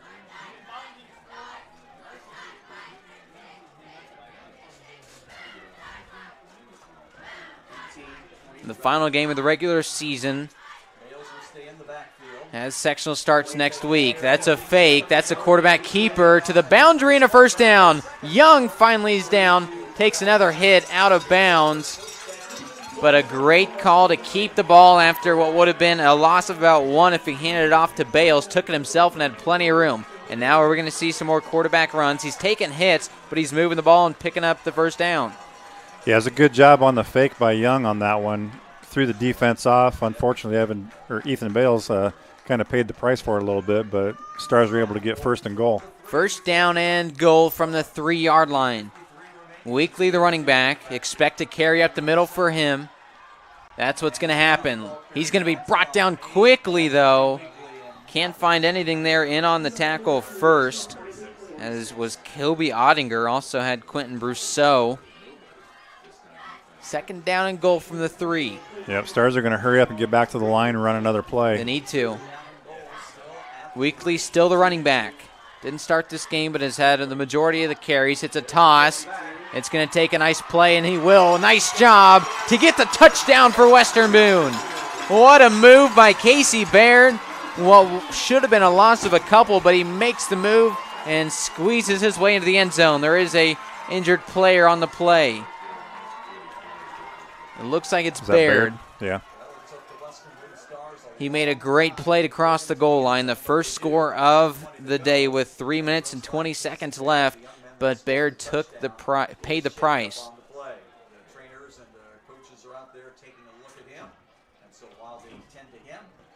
We're going to go ahead and take a break and come back momentarily here on WBTV Sports.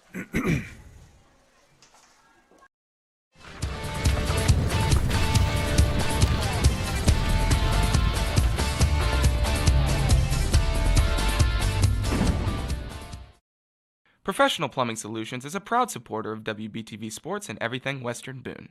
Give owner Jeremy Young a call for anything plumbing related. He has over 20 years of experience and is licensed and insured. From new construction to remodeling and any job in between, give them a call at 765-891-0150. That's Professional Plumbing Solutions.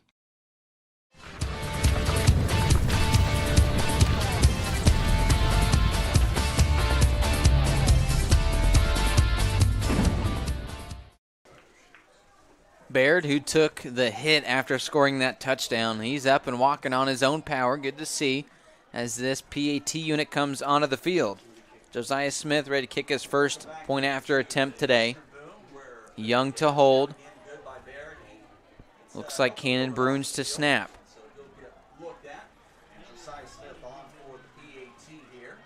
The ever important PAT. The kick is almost blocked. It's up. Is it made? It is. Yeah, we got a late flag there. Could be. It looks like the kicker Smith was hit at the end of that play, so maybe it'll be attached to the kickoff here. The PAT should be good. If that's the call, that bodes well for the Stars because right now they need to be pushing the ball back as far into Lebanon territory as what they can. And actually, if they can get these extra 15 yards, then that almost guarantees that we're going to see a onside kick attempt. Yeah, they will assess it to the kickoff, so you got to imagine that we're probably going to see an onside kick here by the Stars. I think that the referee said it was only a 5-yard penalty. It will be at the 45 of the Stars.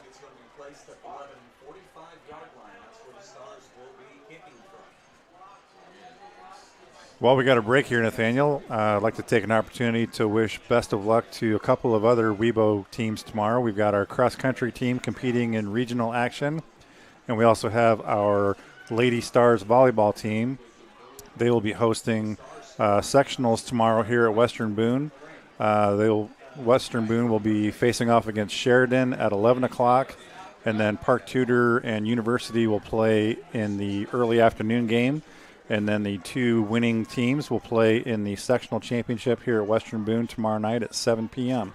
And these two teams will follow them. Sectionals are next Friday for the Tigers and the Stars. Lebanon will host Beech Grove for round one of sectionals, and the Stars will play right here, right on this network, against Crawfordsville for that first round.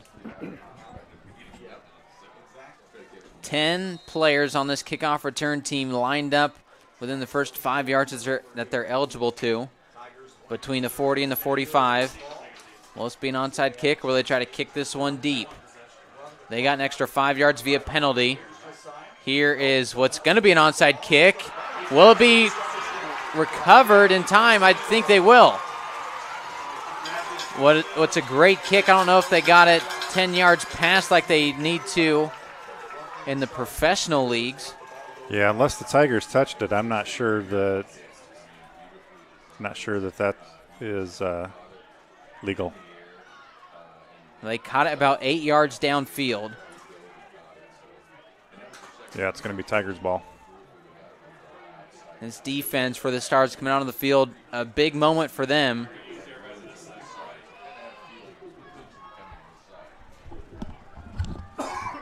Yep, so they'll set up first down and 10.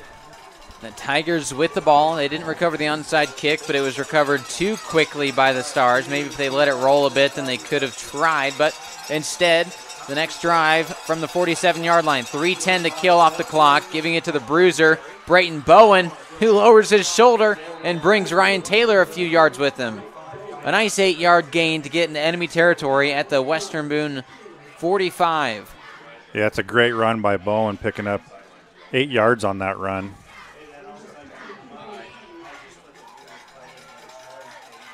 Second down and 2. This defense looking for a tackle for a loss to set up a third down and medium. The offense just trying to gain a yard or two or potentially more out of the gun. Those two running backs, Bowen to the right, he'll get the handoff as he pushes forward easily for the first down inside the 40 to the 38.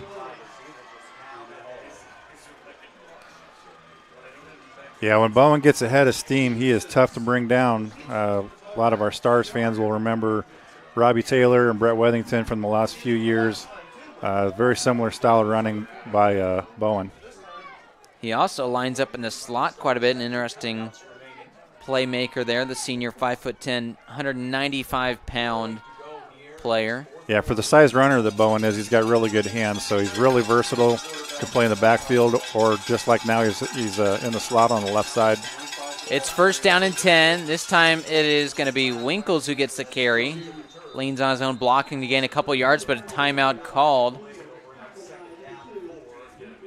Got to imagine the timeout's going to be charged to Western Boone, but still. Yep, it will be. So Coach Pelly takes his second timeout of the half, has just one left in his pocket when we return the last minute and 53 of this game on WBTV Sports.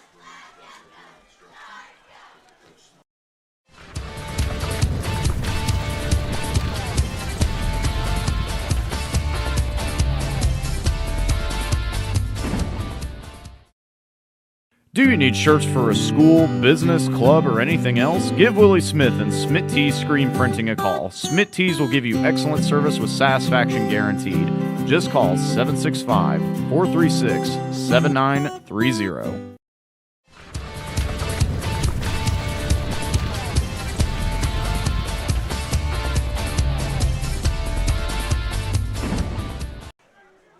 A second down and 7 in front of the offense for the Tigers. The two running back set we've seen all game, Bowen and Winkles lined up with Bowen to the right of quarterback Fouts.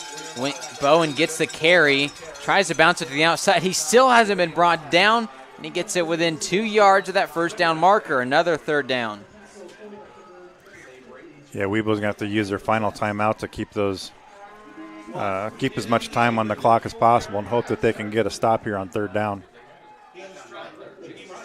This is an offense that's 7 for 11 on third down. They've been very efficient. Can they do it again here? We'll find out after a short break here on WBTV Sports.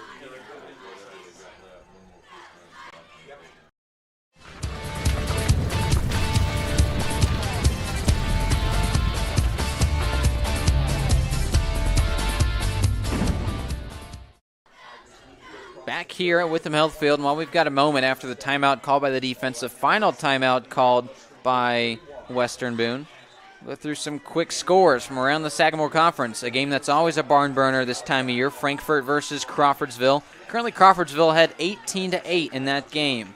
Danville ahead just by 10 against North Montgomery, and then Tri-West winning their game 42-13. that one already decided here in the early part of the hour. That was against Southmont, so it's third down and a timeout called this time by the offense. Gives us some more time to think about this third down, and pivotal third down that is. And you got to imagine if they, let's say they only pick up a yard here, do they go for it? Do they try to punt, maybe field goal? What do you think? I'm going to say that unless they lose significant yardage on third down, they'll probably go for it on fourth down, if nothing else, to just continue to run time off the clock.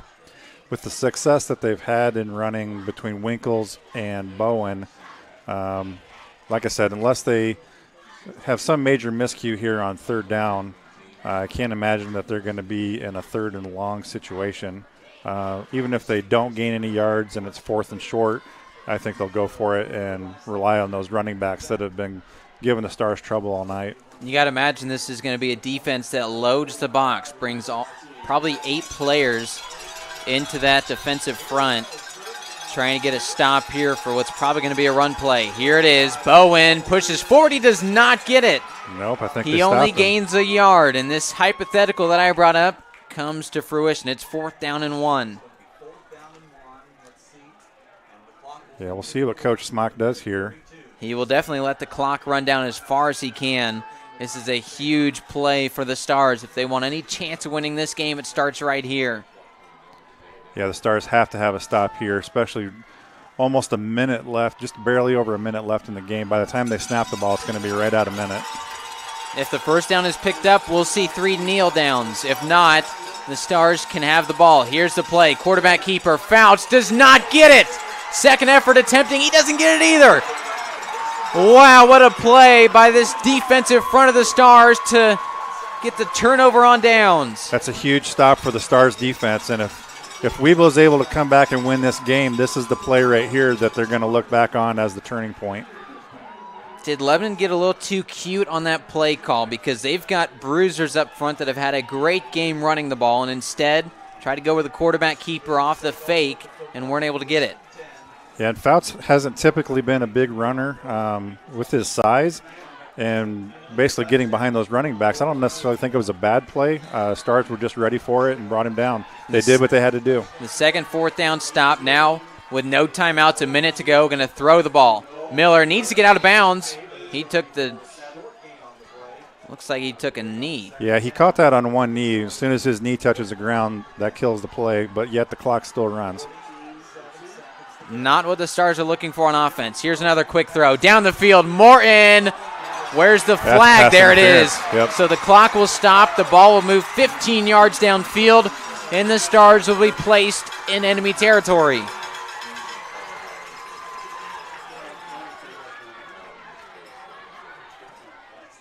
A very egregious defensive pass interference as Morton was streaking down the sideline, underthrown, so he had to stop and jump up for it and was slammed to the ground. Yeah, on that play, I think that's the only way Morton was going to be denied was to basically throw him to the ground, like you said. Bales, the running back, in for this team, but probably not going to get too much action. It's a team looking to go downfield. This is a huge development as it stops the clock for the Stars. 1st down and 10. Tigers 49. Needing a touchdown. Young looks to throw. It's incomplete. Just off of the fingertips of his wide receiver. Is that Bales? That is Bales, so I said that he probably going to get too much look at the running back position. He ended up getting a target downfield, but incomplete, so 2nd down and 10. Yeah, Bales is a real good receiver. Great runner out of the backfield too, but he's also a very capable receiver. So I'm sure that's why Coach Pelly's got him in there, just to have another weapon on offense. Call it home field advantage, but Mother Nature has taken the reign away for now. Clear skies for this team. 37 seconds to go. Pressure coming. Stepping up. He can run if he wants. He's not. He's going to throw it to Blake Miller. Flag on the play. I've got to imagine it's going to be an ineligible man downfield by the look of it, as I'm sure the offensive lineman thought that their quarterback was going for it, but we'll see. Because it looks like he was trying to run for it, and that's sure enough what it's going to be. Against the Stars, ineligible man downfield. Yeah, that's the risk of when your quarterback has that much time to look downfield is those linemen get a little antsy and get too far downfield, especially if they think their quarterback's going to take off and run with it. As we wait for the huddle to break here, Cathedral and Center Grove, probably one of the best games in the entire country this week. Center Grove, that is, currently leading 20-6. Here's second down and 15, less than 30 to go. Needing a big play, they'll give it to Miller. Here's a reverse. Here's flea flicker. It worked almost last time. Open downfield. It's caught down the field. It's Mitch Miller. Will he get out of bounds? It looks like he will. 12 seconds to go. My, oh my, what a play. What a huge play for the Stars. Mitch Miller streaking down the sideline. That trick play worked to perfection. These games are always so close. This one, it looks like, might have an injury on the play. Sure will.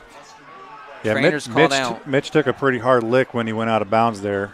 We've seen that quite a bit today. A lot of hard hits here on the boundary, even into the end zone. These two teams obviously do not like each other being rivals. When we return, we'll check on the injury and have the final 12 seconds right here on WBTV Sports.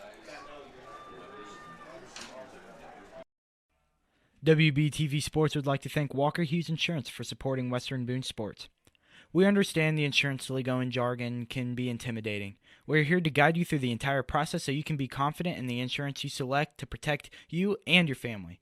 No two industries are alike, and neither are their insurance. We know the importance of working with someone who understands your business, no matter your business or personal needs. We've got you covered. Give Nick and Dan a call at Walker Hughes Insurance.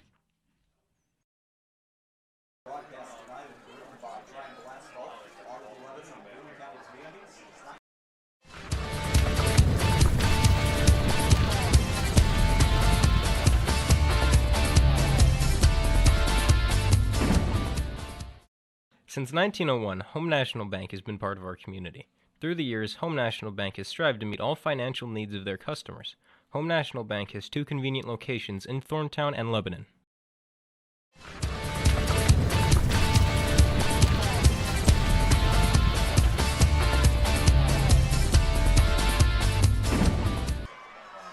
Mitch Miller took the hit after the big trick play that got him all the way inside the 5. A flag flew. Miller now being helped off the field. So now we'll have goal to go from the 2-yard line. Yeah, Stars have no timeouts here, so they either have to get the ball into the end zone or if it's a pass play, hope that it falls incomplete. So actually, instead of being against the defense, they're going to call this personal foul against the offense and move him back. So now a much more difficult play. Instead of first and goal from the 2, we're going to have a first down and goal from the 18-yard line. Yeah, I'm not sure how that happened, unless it's a situation where someone from Western Boone was retaliating for the hard hit that Mitch Miller took on that play. Just 12 seconds to go, no timeouts. Needs to be an end zone shot or out of bounds because there's no first down markers out there. It's first and goal. Young is going to stand under center. Can't hand the ball off here. He's looking to throw. Can't take a sack either. To the end zone. It's Martin who lets it go through his hands. Another flag. This time the quarterback took a big shot. We've seen too many big hits this game. Yeah, the Lebanon-Webo game, you're always going to see the hits be a little bit harder than pretty much any other game on the schedule. So now the Stars probably going to move the ball forward 15 more yards and give them that first down. So they'll negate the personal foul that happened to play before. It'll be roughing the passer. So now the situation we were talking about earlier, except with 5 less seconds on the clock. Yeah. It'll be first down and goal from the 2. Yeah, and really unless they're going to give him, never mind, they're going to give him half the distance, so it'll be first and goal from the 9. Yeah, and with 7 seconds, they really only have time for maybe 2 plays. If it's a pass play, it's got to be in the end zone. You want it either a touchdown or an incompletion. Cannot take a sack. You got to imagine he's going to have to line up either out of the gun or a deep pistol.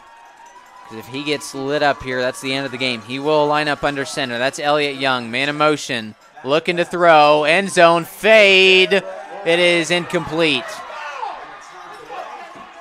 No flags, incomplete. A lot of contact, but I believe it was coming from both players. So Garrett Morton was the intended target, and that was a nice play by Trey Reese to break it up.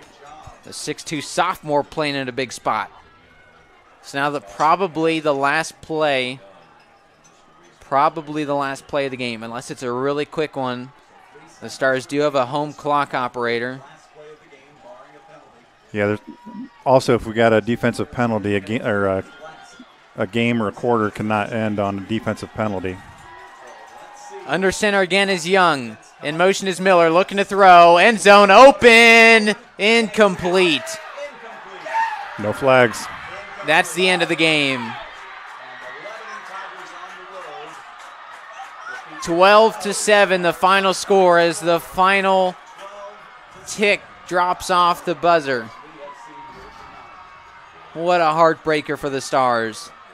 Down by 12 early. Took the whole second half to finally come back and score their first touchdown with 4 minutes to go. Defense does what they need to do. Offense does almost everything they need to do. But they cannot score from first and goal from the 9.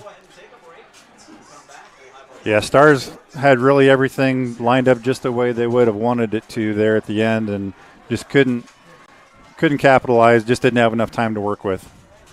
This heartbroken team will meet up at the 25. We'll take a short break and have final analysis here for you. Coming up next on WBTV Sports.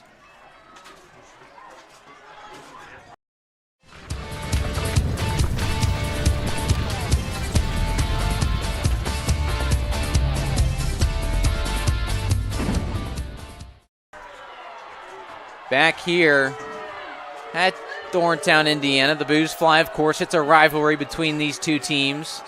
The final game of the regular season ends as Lebanon gets their win 12-7 over Western Boone. And it started because in the first half, you had a rushing touchdown on the very first drive by the Tigers and running back Brayton Bowen, that is. And then another rushing score in the second quarter. That one was by Trevor Winkles. So going into the halftime 12-0, the Stars knew they had a lot to do in the second half, and they did almost everything they needed to. They got the touchdown run by Cannon Bruns. Just weren't able to get that final score at the buzzer.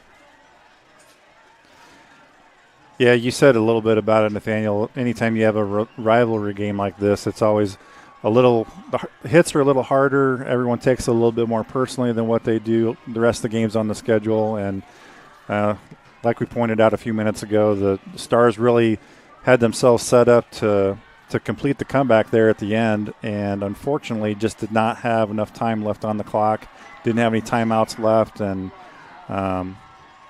it always stings to lose at home. It always stings to lose to your major rival, cross-county rival.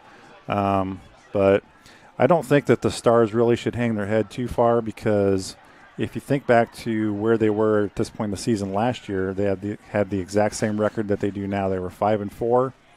They were heading into the postseason with the exact same record. So I'm looking forward to next week to have a bounce back in their first sectional game against Crawfordsville and hopefully get momentum rolling back in their favor. Yep, and the Stars, of course, they move it up to the 3A now, so they're no longer in the 2A, but they will host Crawfordsville here a week from today. Lebanon will have a home game themselves. They'll be hosting Beech Grove for their first round. If they do get past Beech Grove, Ron Colley, the buzzsaw, waiting on the other end. The final score tonight, 12-7. I'm Nathaniel Finch with Jeff Christener and Jennifer Foxworthy saying so long from Thorntown, Indiana.